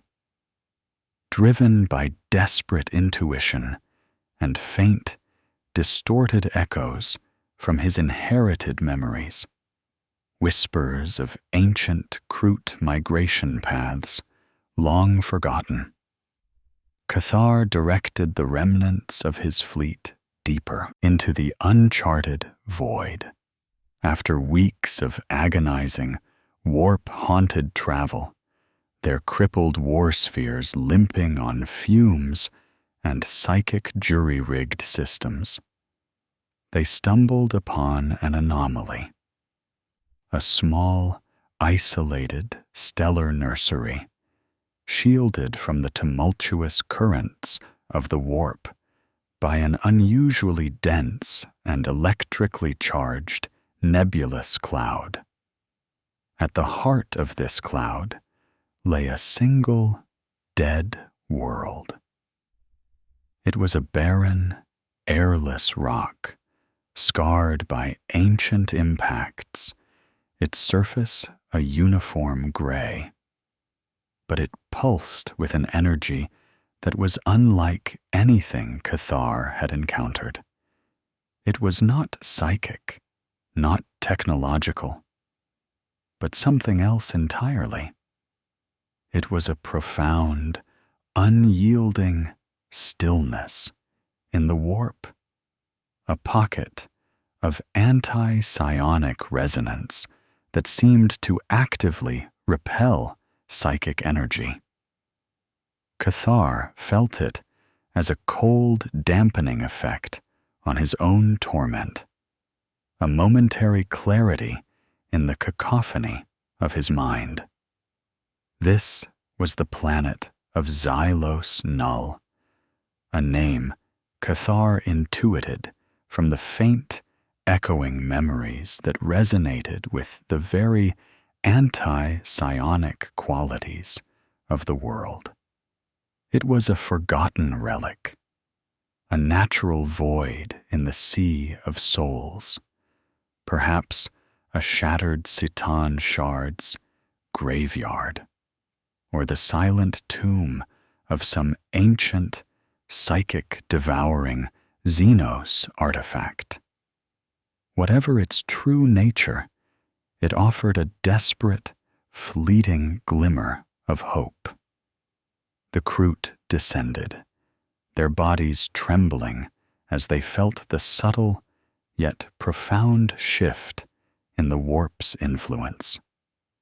The whispers of the Weaver did not cease entirely, but they grew fainter, more distant, less oppressive.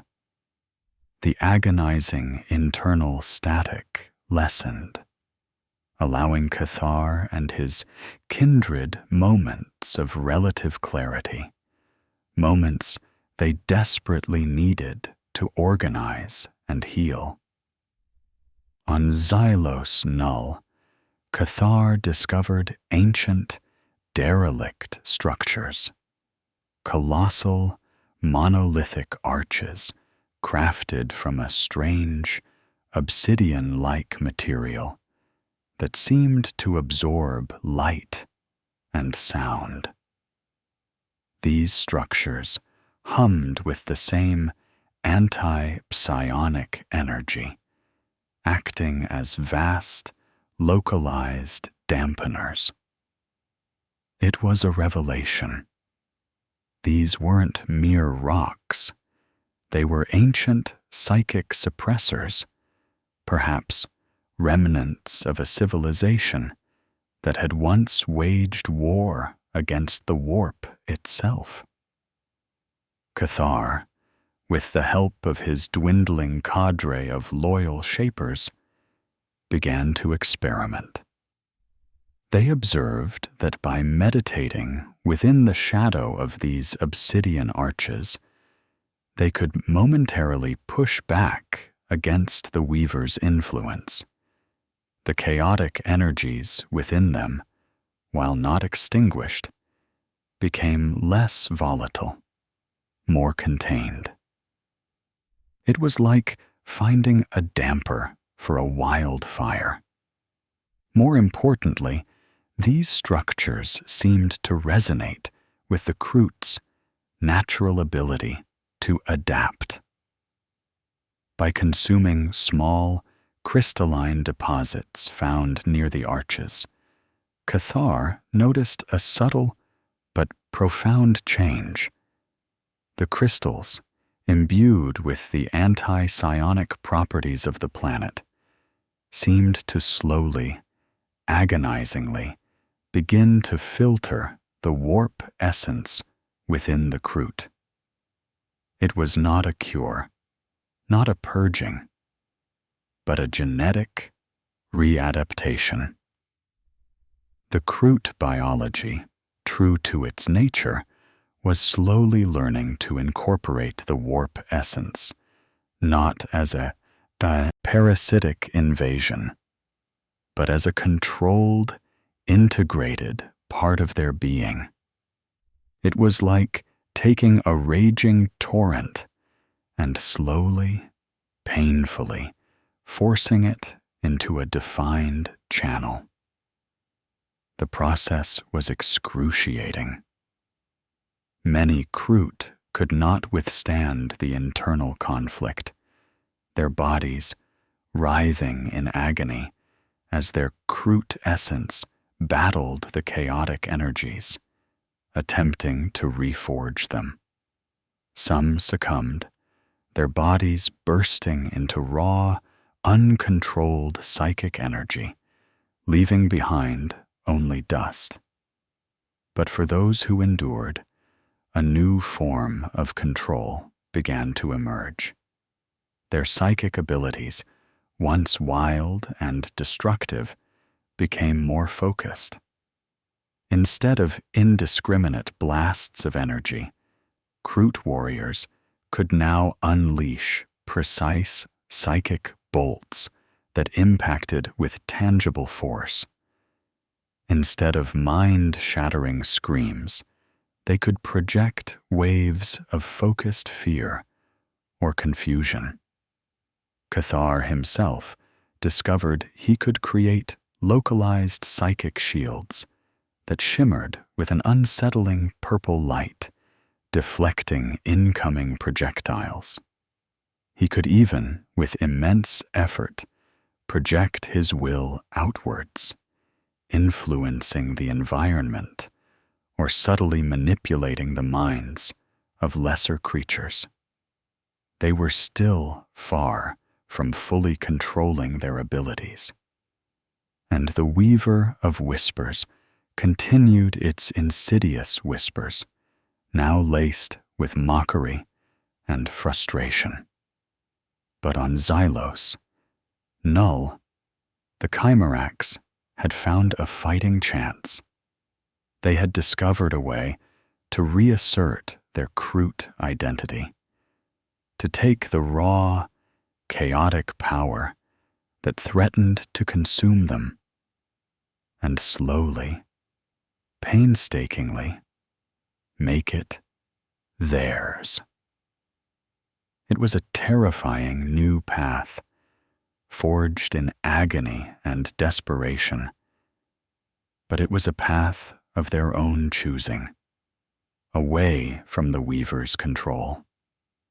This wasn't a glimmer of hope in the traditional sense, but a grim, hard-won opportunity.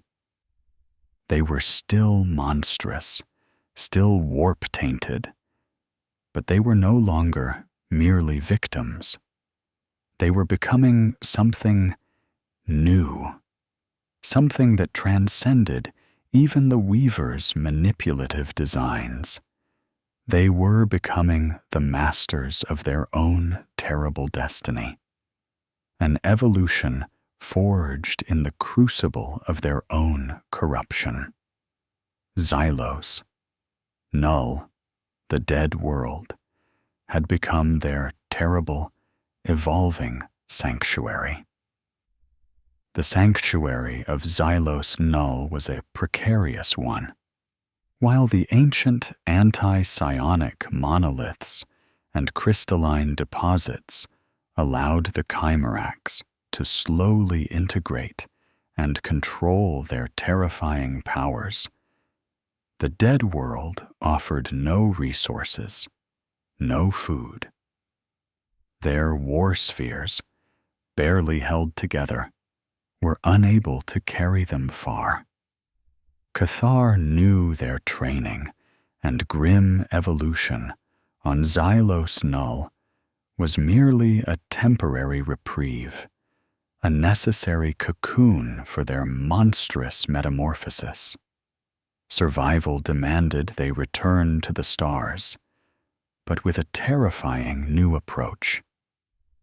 Their return to the broader galaxy coincided with an escalating conflict in the region, a multi-front war that had, for a time, distracted both the Tau and the Imperium from the lingering threat of the Chimerax.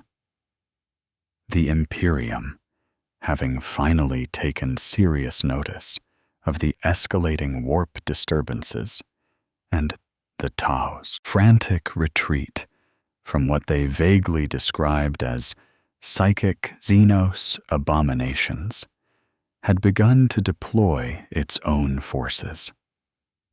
An inquisitorial mandate, steeped in fire and righteous fury, declared the entire region a potential Xenos warp contamination zone. Inquisitor Seraphina Vane of the Ordo Xenos, a veteran of countless brutal campaigns against alien threats and insidious cults, was assigned to the sector. Vane was a figure of grim determination, her mind a steel trap of dogma and paranoia. She had seen the horrors of psychic mutation, the insidious touch of chaos, and the cunning deceptions of Xenos species. The confluence of a psychic alien threat and the frantic Tau response immediately raised her deepest suspicions. She understood that something truly anathema was stirring. Vane's initial forays with her retinue of hardened stormtroopers and a detachment of zealous ecclesiarchy battle sisters confirmed her worst fears. She found the remnants of the Viridia Gamma Agri-world still bearing the scars of the Chimerax's unchecked psychic rampage. She interrogated the shell-shocked Imperial Guard survivors, their fragmented accounts speaking of glowing, shadow-wielding KROOT and invisible forces that ripped men apart. The psychic echoes lingered, a chilling testament to the scale of the power unleashed. Then came the Tau transmissions, intercepted and decrypted by her techno-savvy acolytes. The chilling reports from Commander Ovasa's shattered fleet, describing the Chimerax's newfound resilience and warp-fueled abilities, cemented Vane's grim conviction. This was not a mere Xenos plague. It was a potent, evolving psychic threat, almost certainly connected to the whispers of chaos. The fact that the Tau, usually so pragmatic, had resorted to extermination orders only underscored the severity of the situation. A psychic KROOT kindred, Inquisitor Vane muttered, her voice cold and sharp as she reviewed the data. Fed on warp-tainted cultists, evolving, adapting. The Tau, in their ignorance, have merely driven it deeper into the embrace of the great enemy. This cannot stand. Such a blight must be purged before it can spread its foul influence across the segmentum. Vane dispatched numerous probe vessels, backed by Imperial Navy cruisers, to scour the sector. She specifically targeted the Argus Nebula, where Ovesa had suffered his devastating defeat, and Xylos Minor, the site of the Kindred's Pyrrhic victory. Her forces were equipped with a new generation of Geller field projectors, psychic dampening augers, and purifiers designed to cleanse warp-tainted zones. She saw the Chimerax not as a species, but as a contagion, a manifestation of the warp. And her orders were simple: containment and extermination. The first true encounter between the newly refined Chimerax and the Imperium was a stark, brutal affair. A small Imperial probe, heavily armed, stumbled upon a KROOT war sphere, attempting to rearm at a desolate asteroid mining outpost. The war sphere, though still damaged, was now manned by a Chimerax kindred, profoundly changed. When the Imperial vessel opened fire, the Chimerax responded not with their old, desperate flailing, but with a chilling, controlled precision. Psychic shields, shimmering with an unnerving purple energy, flared into existence, absorbing the initial volley of Lascanon fire. KROOT warriors, now often adorned with grim fetishes fashioned from the warp crystals of Xylos Null, projected focused blasts of pure psychic force. These were no longer wild, uncontrollable discharges. They were targeted, lethal strikes that tore through the probe's armor and overloaded its systems with terrifying efficiency. The Imperial crew, expecting a standard Xenos engagement, were horrified. They reported KROOT, who moved like blurs, who could teleport short distances, who whispered maddening thoughts directly into their minds, and whose weapons hummed with unnatural power. A squad of stormtroopers deployed to board the war sphere found themselves facing KROOT, who could sense their every move, who could melt their carapace armor with a touch, and who projected visions of their own deaths with such clarity that some simply collapsed, gibbering. The probe was annihilated, its last garbled transmission warning of a psychic Xenos horror unlike any seen. Inquisitor Vane received the report with a grim satisfaction. This confirmed her hypothesis. The Chimerax were indeed evolving, and into something far more dangerous than simple barbarians. They were becoming a focused weapon of the warp. For the Chimerax, these engagements were part of their new, long war. They were no longer merely fleeing. They were actively seeking out new hunting grounds, new sources of genetic material to further stabilize and refine their psychic mutations. They consumed the remains of the Imperial forces not just for sustenance, but to understand the Imperium's strategies, its weaknesses, its fears. Cathar, through this gruesome process, gained unsettling insights into the human mind, the rigidity of their faith, and the terrifying scale of their empire.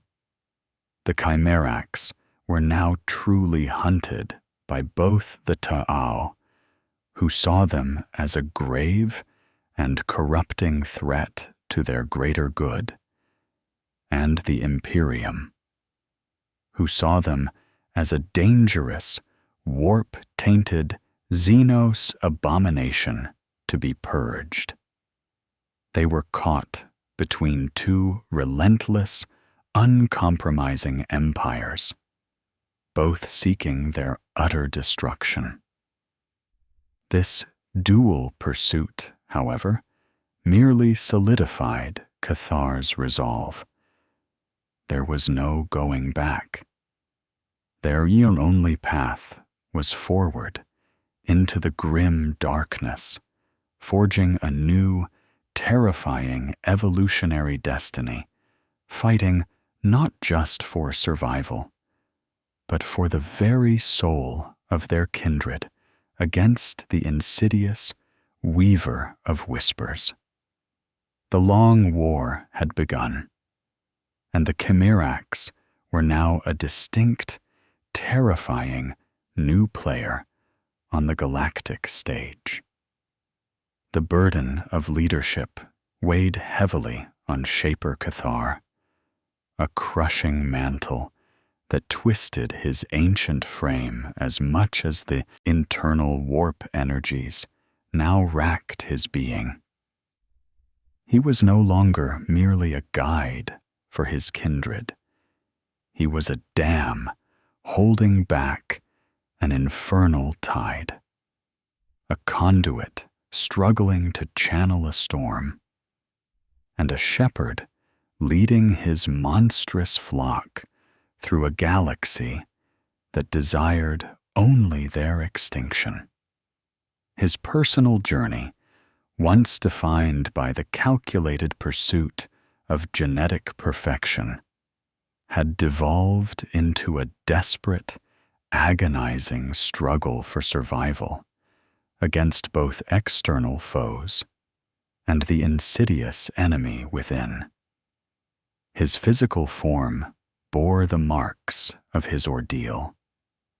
The seared right arm from Ovasa's fusion blaster was a constant throb of pain, now compounded by the chaotic mutations that frequently erupted across his hide.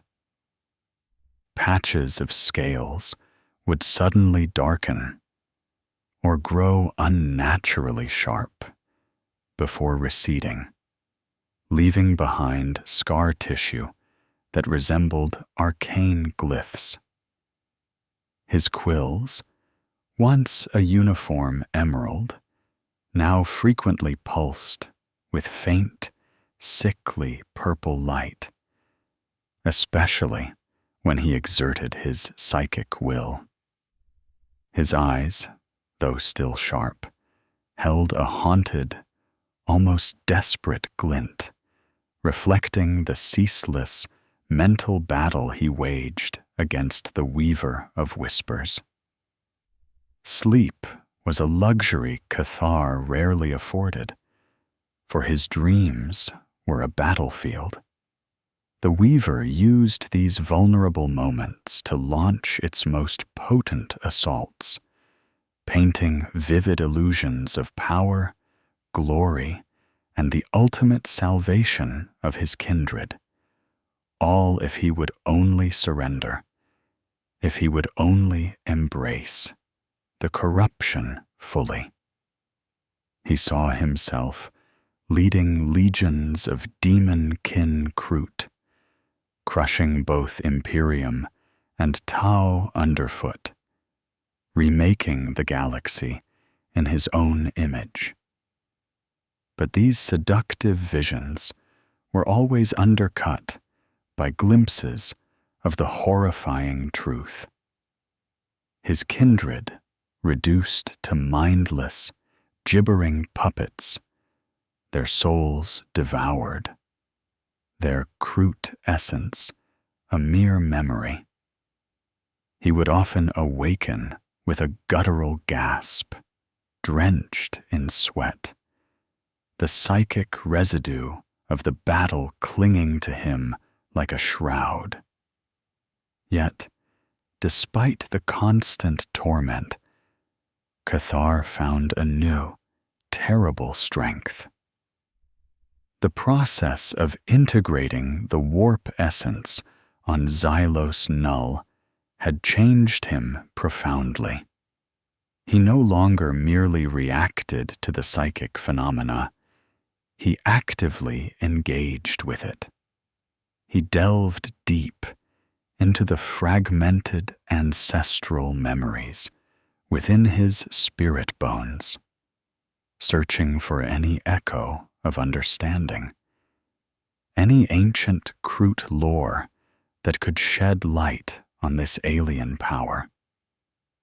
He found none that directly addressed the warp, for it was anathema to the KROOT'S material existence, but he found echoes of KROOT spiritual practices, of focusing intent, of channeling primal energies.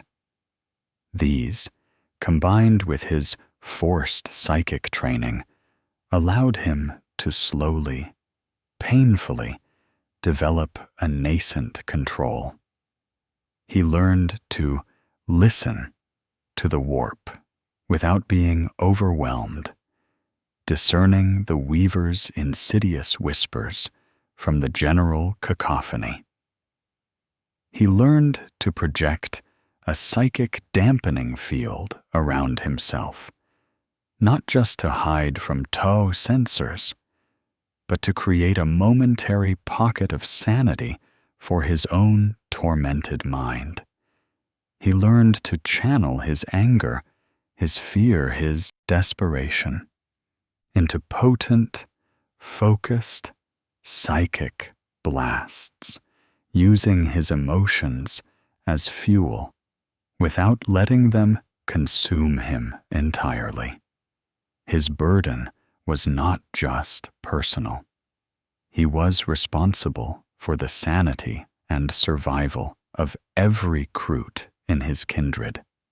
He spent countless hours guiding them, forcing them through grueling psychic exercises, teaching them the fragile control he had painstakingly acquired. He nurtured the young, explaining in guttural tones the dangers of giving in to the whispers, demonstrating the fine line between power and damnation. He even forced his KROOT to undergo ritualistic purification through consumption, devouring the bodies of those KROOT who had fully succumbed to the Weaver's influence, hoping to reintegrate their essence and purge the corruption. A desperate and often gruesome practice that yielded mixed results. He was constantly making agonizing choices. To save a war sphere, he might sacrifice a dozen warriors, channeling their dying psychic energies into a shield. To escape an Imperial patrol, he might deliberately unleash a localized, controlled psychic storm, knowing it would cause further damage to his already suffering kin, but ensuring the survival of the majority. Each decision was a compromise, a grim calculus of horror. The KROOT, for their part, revered him with a new, terrifying awe. They saw his unwavering will, his relentless fight against the unseen enemy, and the raw power that now pulsed around him. He was no longer just their shaper. He was a living nexus of their evolving, monstrous future, a beacon in the storm. They called him Cathar who speaks to the void, a name that held both respect and a profound, chilling fear. Yet, deep within Cathar's ancient heart, a profound sorrow resided. He looked upon his kindred, their bodies scarred, their minds tormented, their KROOT essence intertwined with the alien horror, and he mourned. They were no longer the proud, adaptable warriors of old. They were something else entirely, a new species forged in fire and corruption, forever marked by the choices he had made. He had saved them from annihilation, but at what cost to their souls? His purpose had shifted. It was no longer about finding the perfect genetic path. It was about defining a new one that allowed his kindred to exist as KROOT, not as puppets of the warp. It was a hero's burden, yes, but a hero in a grim, dark universe where salvation was often another form of damnation, and every victory merely a prelude to a greater tragedy. Cathar knew his ultimate battle was not against the Tau or the Imperium, but against the Weaver of Whispers, a battle for the very soul of the Chimerax kindred, a battle he might not win, but one he would fight until his last, agonizing breath. The inexorable hand of galactic fate, guided by the cold pragmatism of the Imperium and the rigid doctrine of the Tau, pushed the Chimerax kindred towards their darkest hour. Their desperate forays for resources and genetic material had finally led them to the desolate world of Xylos Cinder, a volcanic moon scorched by its binary suns, constantly shrouded in ash and choked by toxic fumes. It was a miserable world, but it contained vast mineral deposits, and more importantly for the Chimerax, unique subterranean flora that seemed to possess strange, stabilizing properties against psychic flux, a desperate hope for further tempering their internal turmoil. Inquisitor Seraphina Vane, relentless in her pursuit, had finally cornered them. Her fleets, a formidable collection of Imperial Navy cruisers, Adeptus Astartes strike cruisers, from the grimly efficient Obsidian Sentinels chapter, known for their unwavering loyalty and brutal methods, and Mechanicus support vessels had hemmed the Chimeraks in. The Tau, though heavily battered from their previous engagements and still reeling from Commander Oveza's mental collapse, were also present, their sleek vessels orbiting at the fringes of the system. Commander Chavas, a veteran Firecast officer, had taken Oveza's place, his orders from the Ethereal Council clear. The Chimeraks, despite their warp taint, were a Tau problem, to be contained and eliminated by Tau forces. The two empires, despite their mutual hatred, had a fragile, unspoken agreement. The Xeno's psychic abomination would be dealt with. Xylos Cinder became the crucible. Cathar, sensing the overwhelming forces arrayed against them, knew this was it. Retreat was no longer an option.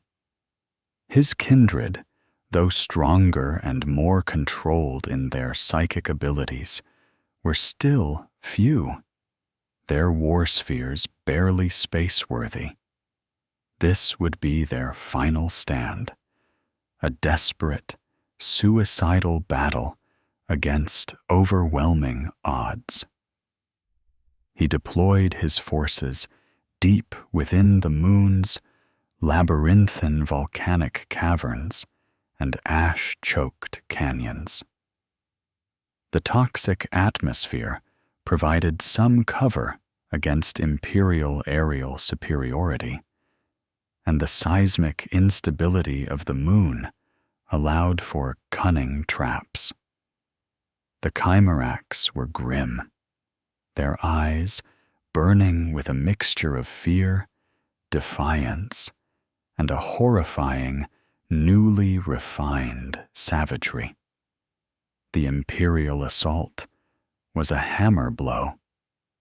Drop pods screamed through the atmosphere, disgorging Terminators and assault marines of the Obsidian Sentinels. Their boots, heavy with adamantium, crunched on the ash-covered ground. Skitarii legions, their optics glowing menacingly, marched in disciplined formations, flanked by hulking Castellan robots. Valkyrie gunships roared overhead, strafing suspected KROOT positions. Inquisitor Vane herself descended in a heavily armored Thunderhawk, her retinue prepared for the unholy. The Tau, deploying their forces from orbit, targeted the fleeing KROOT war spheres, ensuring no escape. They landed their own ground forces, fire warriors, crisis suits, and even a new cadre of stealth suits equipped with anti-psychic countermeasures, meticulously sweeping the surface, determined to exterminate their former allies. The battle that ensued was a hellish maelstrom of fire, steel, and raw psychic energy. The Chimeraks, fighting with the desperation of cornered beasts, unleashed their full, terrible power. KROOT warriors, their quills bristling with dark energy, moved with unnatural speed, teleporting through ash clouds to ambush unwary Skitarii. Their ancestral blades, now capable of phase shifting and crackling with warp fire, cut through ceramite armor as if it were parchment.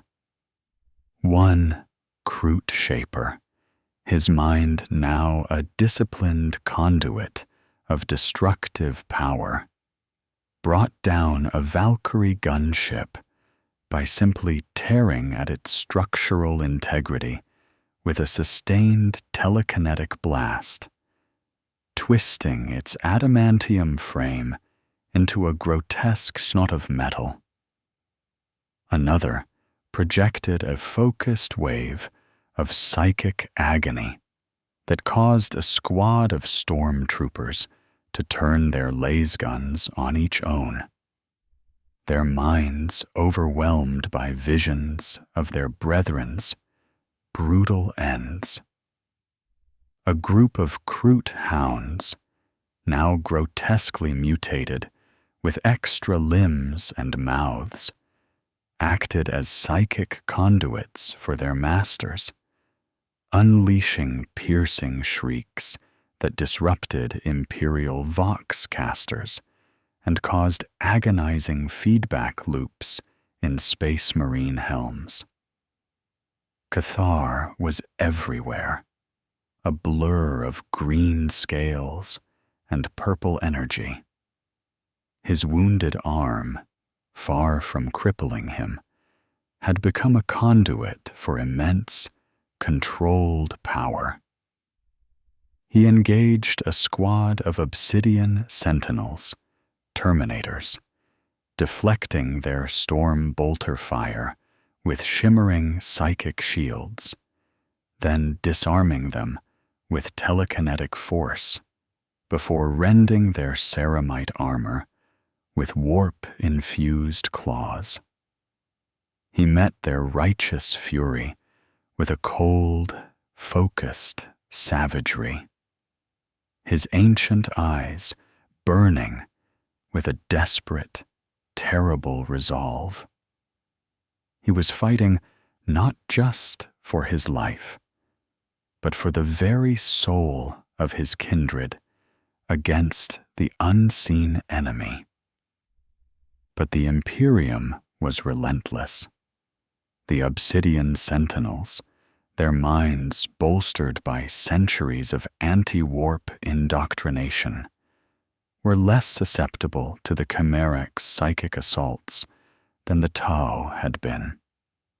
Their faith was a shield, their resolve unbreakable. Skitarii, their augmented senses picking up residual psychic energy, laid down devastating volleys of galvanic and arc rifle fire, overwhelming KROOT shields. Mechanicus tech priests, their servo arms whirring, deployed potent psychic dampening fields, forcing the KROOT to fight with diminishing returns. From above, the Tau rained down their own destructive fire. Railgun slugs ripped through the moon's crust, collapsing entire caverns. Crisis suits, armed with new psychic dampening projectors, sought out and targeted KROOT shapers, forcing them to expend immense energy just to maintain their mental defenses. Commander Shavas, a grim figure, gave no quarter, ordering the obliteration of any KROOT resistance. As the battle raged, the psychic energies unleashed by the Chimerax, even in their refined state, began to react violently with the unstable geology of Xylos cinder. The ground convulsed. Volcanic fissures opened, spewing molten rock and toxic gases. The atmosphere itself began to crackle, charged with raw, uncontrolled psychic static. The moon was tearing itself apart, a fitting backdrop for the final, desperate stand of the Chimerax. Cathar watched his kindred fall, one by one, their bodies consumed by imperial fire, tau plasma, or the moon's violent convulsions. The weaver of whispers, though muted by the anti-psionic properties of xylocinder, surged with renewed mockery, sensing the imminent demise of its pawns. It whispered promises of escape, of ultimate power, if only Cathar would fully surrender. But Cathar had made his choice. This was not merely a battle for survival. It was a battle for autonomy, for the right of the Chimerax to choose their own fate, even if that fate was utter annihilation. He would not allow his kindred to become a weapon of chaos. He would not allow them to simply feed the Weaver. As the forces of two galactic empires closed in, as the moon itself began to die, Cathar knew what he had to do. This was their darkest hour, and it would demand the ultimate, horrifying sacrifice. The battle on Xylocinder reached its horrifying crescendo. The ground buckled beneath the feet of Imperial Space Marines and Toe Fire warriors alike, choked by ash and molten rock. The air, thick with the smell of ozone, burnt ceramite, and KROOT blood, vibrated with the raw, uncontrolled psychic energy unleashed by the dying kindred. Cathar saw his remaining warriors fall one by one, their grim defiance extinguished by the overwhelming firepower of two empires. His heart, ancient and hardened by countless atrocities, clenched with a sorrow beyond measure. Inquisitor Vane, her face grim beneath her power armor helmet, watched from her command Thunderhawk, directing the final push. "Contain them. Do not allow them to escape or spread their taint," she barked, her voice echoing across the Imperial Voxnet. Commander Shavas, equally determined, saw the KROOT war spheres shattering under Tau orbital bombardment, their escape rendered impossible. The trap was sprung. The net was closing. Cathar stood alone amidst the ruins of a collapsed cavern, surrounded by the corpses of his kin and the smoldering wreckage of Imperial and Tau vehicles. His ancient blades, chipped and cracked, still hummed with dark power.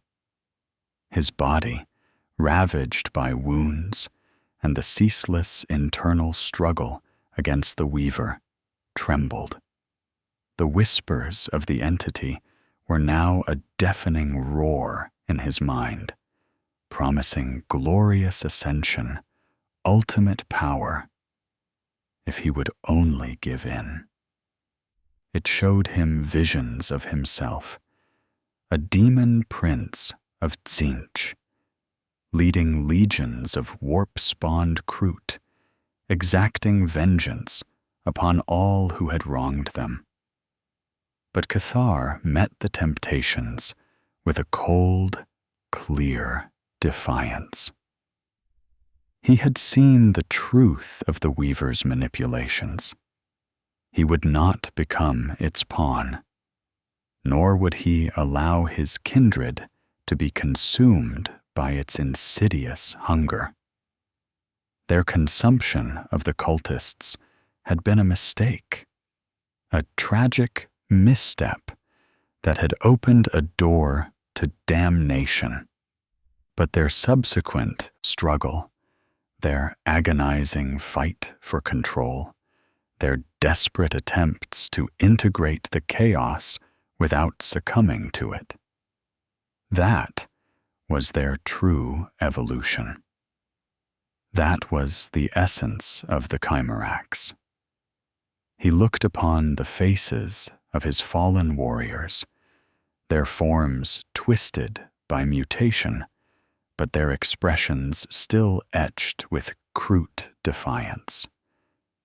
He saw the potential that had been tragically corrupted, the unity that had been shattered.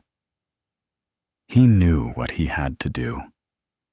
There was no victory in survival, if that survival meant becoming something utterly anathema. There was no future for the Chimerax as tools of chaos.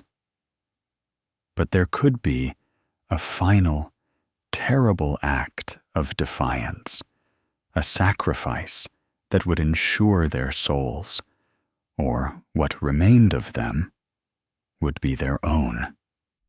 Cathar raised his uninjured arm, extending his clawed fingers towards the churning, superheated core of Xylos cinder, deep within the moon's unstable mantle.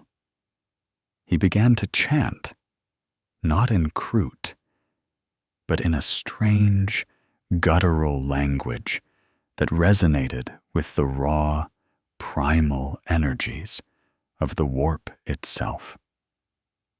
It was a language the weaver of whispers recognized with dawning horror, a language of binding, of containment, of ultimate sacrifice.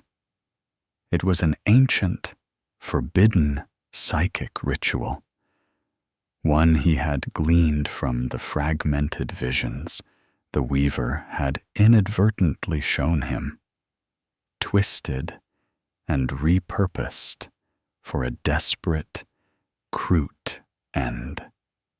He poured every ounce of his being into the ritual. His physical wounds screamed in protest. His mind threatened to rupture, but Cathar pushed through the agony.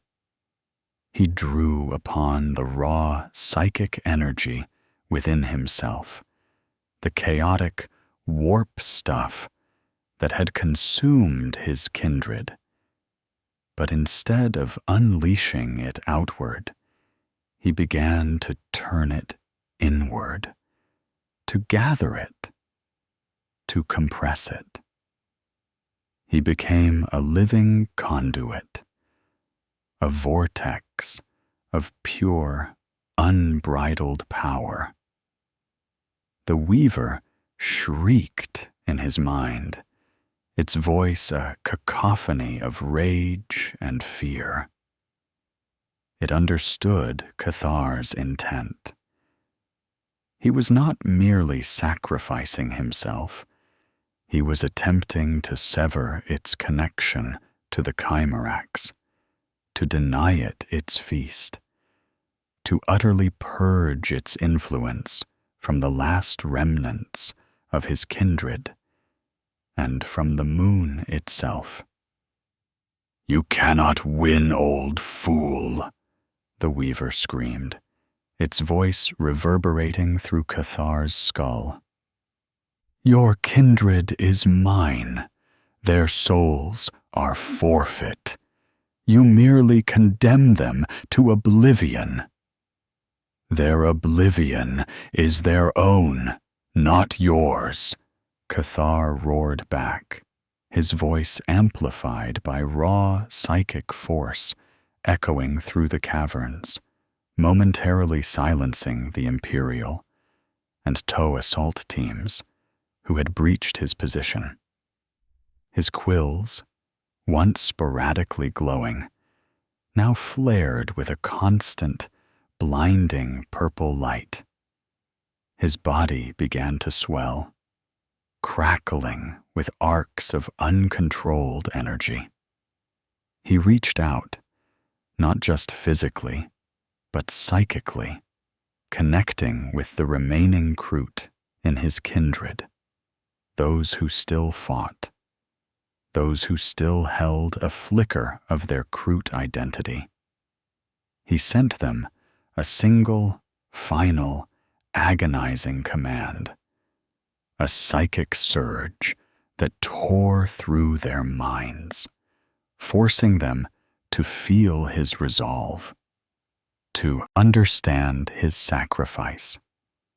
He commanded them to turn their own internal energies inward, to resonate with his ritual, to help him sever the connection. Some hesitated, fear warring with their innate loyalty. But most understood. With a collective, guttural roar of defiance, the remaining Chimerax kindred, in their dying moments, focused their own tormented psychic energies, resonating with Cathar's terrible ritual. It was a symphony of agony and defiance, a collective act of spiritual suicide to deny their enslaver. The sheer force of the combined psychic exertion was apocalyptic. Cathar's body began to disintegrate, consumed not by enemy fire, but by the raw power he was channeling. The obsidian monoliths on Xylos Null, now acting as unwitting amplifiers for his ritual, flared with blinding light, drawing the psychic energies of the moon towards them. The ground beneath everyone's feet fractured completely. The volcanic core of Xylos Cinder, destabilized by the immense psychic and geophysical feedback, began to rupture. Great gouts of magma erupted. Seismic shock waves ripped through the moon, tearing it apart from the inside. Inquisitor Vane's Thunderhawk was caught in a sudden, impossible upwelling of Resaw, uncontrolled warp energy, causing its Geller field to shriek and collapse. The Thunderhawk plummeted, its systems overloaded. Tau Crisis were vaporized by sudden bursts of warp lightning. Space Marines, caught in the cataclysm, found their adamantium armor twisting, their very flesh flayed by unseen forces as the warp itself bled into reality, channeled by Cathar's dying act.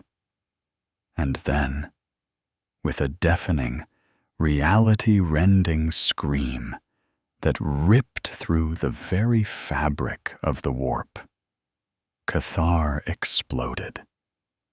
It was not a physical explosion, but a psychic one. A wave of pure, anti-chaos energy born from the forced integration of warp stuff with Kroot essence, ripped through the moon, severing the Weaver's insidious connection to the Chimerax kindred, and slamming into the entity itself. The Weaver shrieked, a sound of agony and ultimate frustration. Its hold shattered, its plans thwarted by the suicidal defiance of a single Kroot shaper. The moon of Xylos Cinder imploded. It didn't merely explode. it collapsed in on itself, consumed by its own volcanic fury and the apocalyptic discharge of psychic energy.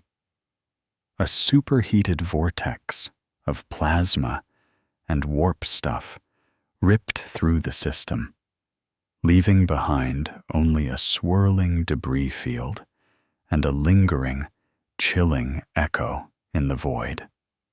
Cathar and the last of the Chimerax kindred were gone, utterly consumed.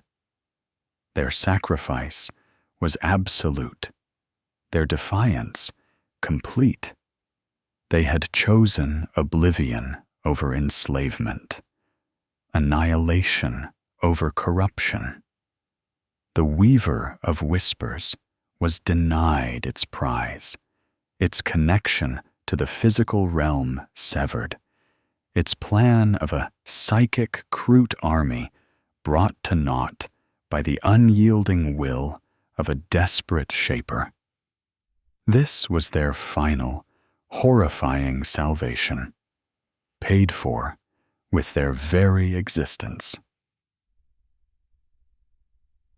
The implosion of Xylos Cinder was a cataclysm that resonated across the sector, a sudden, blinding flash that temporarily overwhelmed Imperial and Tau sensors alike.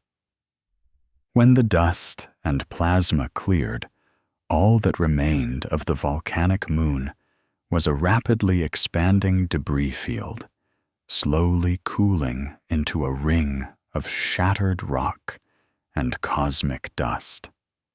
The sheer, overwhelming force of Cathar's final sacrifice had not merely destroyed the moon. It had scarred the very fabric of reality around it, leaving behind a subtle, unsettling warp anomaly that even the most advanced augurs struggled to decipher. The Imperial and Tau fleets were left reeling. Casualties were catastrophic. Inquisitor Vane's command, Thunderhawk, caught in the psychic maelstrom, had indeed plummeted, though her retinue managed a desperate, last-minute emergency translation that saved her life, albeit leaving her critically wounded and mentally scarred. Many of her stormtroopers and obsidian sentinels had been vaporized by warp lightning or crushed by the moon's collapse. The KROOT had taken a terrible toll on their pursuers, even in their death throes. Commander Shavas, commanding the Tau forces, reported similar devastation. His ground forces had been decimated, and several of his advanced battle suits and drones had been destroyed by the chaotic energies. The psychic echoes lingered, a chilling testament to the KROOT'S power, reinforcing the Tau's innate revulsion for the warp. Ovasa's shattered mind, already a casualty of the Chimerax, remained a grim reminder of the dangers they had faced. The primary objective, however, had been achieved. The Chimerax kindred was no more. Every KROOT on Xylos Cinder had been annihilated, consumed by Cathar's self-sacrificial ritual and the moon's destruction. The warp-tainted Xenos threat was utterly purged. Inquisitor Vane, though barely clinging to life in her Medicae bay, noted this grim victory in her official report. The threat was neutralized, the contamination contained. Yet, an unsettling unease settled over both Imperial and Tau forces. The nature of the Chimerax's destruction was deeply disturbing. It was not a conventional annihilation. The lingering warp anomaly, the sheer, focused power of Cathar's final act, hinted at something far more profound than mere self-destruction.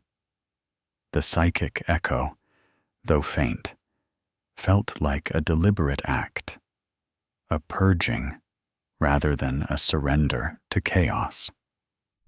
For the Imperium, it was a terrifying mystery. How could a Xenos species, even one warped by chaos, orchestrate such a powerful anti-warp ritual? It defied all Imperial understanding of Xenos capabilities and warp physics. The Mechanicus tech priests, tasked with analyzing the residual energies, spoke of unprecedented energy signatures and a localized void in the Empyrean, phenomena that hinted at a deliberate, targeted act rather than a random explosion. Inquisitor Vane, despite her physical and mental wounds, now understood that the Chimerax had been more than mere puppets.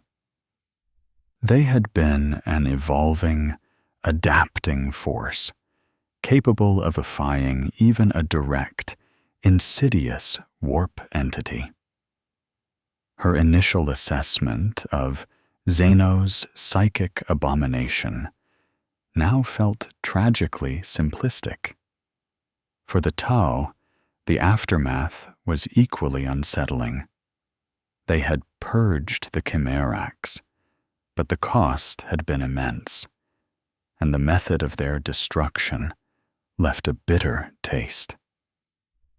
The remnants of the kindred had chosen oblivion over corruption, a defiance that resonated strangely with the Tau concept of sacrificing for the greater good, yet utterly alien in its method. Commander Shavas, a pragmatist, acknowledged the effectiveness of the purge, but felt a lingering sense of profound unease. They had condemned a species for a transformation they couldn't understand, and that species had chosen to self-annihilate rather than become something truly monstrous, denying their enslaver. It was a dark, tragic irony. The wider galaxy, of course, paid little heed. Another Xenos threat eliminated, another dark chapter closed. But for the individuals involved, the scars remained. Inquisitor Vane would forever bear the physical and mental wounds of Xylos Cinder. Her paranoia deepened by the realization of a Xenos species capable of such esoteric defiance. Commander Ovesa remained a broken shell, a living testament to the dangers of the warp, confined to a Tau mental rehabilitation facility, his mind forever lost to the horrors the Chimerax had shown him. Commander Shavas, burdened by the immense casualties and the haunting memories of a tragic war against former allies, returned to his duties a colder, more cynical leader. The star system of Xylos, once a forgotten corner of the galaxy, was now a dead, radioactive monument. Xylos Prime, the site of the initial consumption, remained a low-level warp-tainted world. Xylos Null, the kindred's brief sanctuary, was now a silent, forgotten world, its anti-psionic monoliths humming in an empty void. And Xylos Cinder, the site of their final sacrifice, was a shattered ring of rock, its core a silent monument to Cathar's ultimate act of defiance. The Chimerax kindred was extinct. Their desperate, agonizing path had led only to utter annihilation. Yet, in their destruction, they had achieved a grim victory. They had denied the Weaver of Whispers its prize. They had chosen their own end. This was the bleak, tragic aftermath.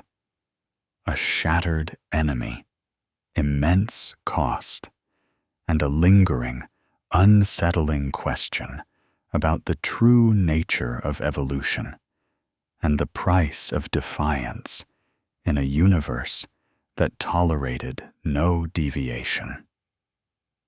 The debris field of Xylos.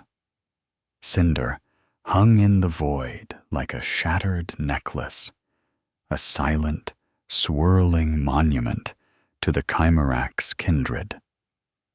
The immediate galactic powers declared the threat eliminated.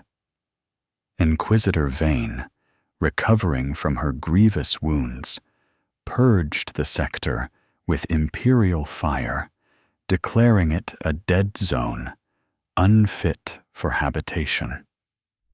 Commander Shavas, his heart heavy, ordered the Tau fleet to retreat, leaving the haunted system behind. The Chimerax kindred, to all intents and purposes, was gone. Their story, a gruesome footnote in the endless war. But the Warhammer 40,000 galaxy is a vast, cruel place, and oblivion is rarely absolute. The sacrifice of Cathar and his kindred, while devastating, had unforeseen consequences, a terrible legacy that echoed across the warp and the material realm. The Weaver of Whispers, the Tsentchian entity that had manipulated the Chimerax, was indeed denied its ultimate prize. Cathar's ritual, amplified by the anti-psionic properties of Xylos Null and the sheer collective defiance of his dying kindred, had successfully severed its direct, insidious connection to the material realm in that sector. It had been a wound, a terrible blow to its long-term schemes. For a time, the Weaver retreated, its whispers becoming fractured, its influence diminished. But Tsentchian entities are not so easily vanquished. The Weaver still lingered, licking its wounds, forever aware of the KROOT'S unexpected defiance, a new, bitter enemy waiting for its chance to strike again. The true legacy of the Chimerax, however, was in the ripples they left in the genetic memory of other KROOT kindreds. Cathar's ritual, a psychic scream of defiance that had ripped through the warp, had resonated with a profound, terrifying echo. Other KROOT shapers, across vast distances, felt a chill, a sudden awareness of a path taken and then violently, tragically renounced. It was not a conscious memory, but a primal, instinctual warning woven into the very fabric of their spirit bones. The tale of the Chimeraks became a cautionary legend, whispered in hushed tones around KROOT campfires. Beware the hidden essence. Some feasts carry a price too terrible to pay. Some evolutions lead only to damnation. No KROOT kindred would ever again willingly consume the flesh of a psychic cultist or any being touched by the raw energies of the warp. The genetic memory of the Chimeraks' suffering, their descent into madness, and their ultimate self-inflicted annihilation became an inviolable taboo, a dark, permanent scar on the KROOT evolutionary path. They had learned, through the most brutal of lessons, that some forms of consumption were not evolution, but obliteration. This, in its own grim way, was Cathar's final, unintended victory. A legacy of species-wide spiritual immunity forged in the fires of his kindred's utter destruction. Yet even in apparent extinction, the galaxy offers no simple endings. As Cathar had focused the chaotic energies of the Weaver, as he had desperately tried to integrate the warp essence into a controlled KROOT form, he had inadvertently created something new. In the chaotic, imploding moment of Xylos Cinder's destruction, as the anti-psionic forces of Xylos Null clashed with the unleashed warp energy of the Chimeraks and the dying moon, a handful of KROOT, already deeply mutated and psychically potent, were not utterly consumed.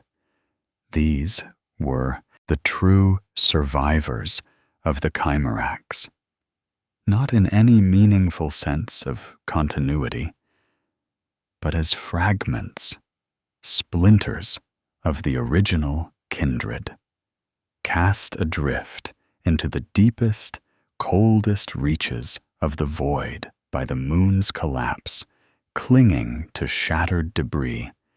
These KROOT were no longer recognizable as their former selves. Their flesh was perpetually rippling with faint purple light. Their bodies, grotesque amalgams of KROOT and warp stuff.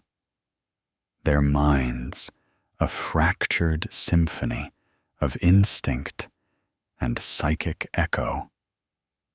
They were the void KROOT, forever haunted, forever changed. They could not speak, but communicated through a chilling form of telepathic resonance, a blend of KROOT instinct and warp whispers. They hunted not for genetic prowess, but for raw psychic energy, feeding on the fear and desperation of isolated crews, small merchant vessels, or minor Xenos prey. Their presence warped reality around them. Their ships, often derelict hulks they psychically piloted, appearing and disappearing with unnerving fluidity. They were living paradoxes, creatures of the material realm, powered by the very warp that had cursed them, forever exiled, forever hunted. They bore no loyalty to the Tau, only cold hatred for their condemnation. They held no fear of the Imperium, only a predatory instinct for their potent psychic auras and their rigid faith.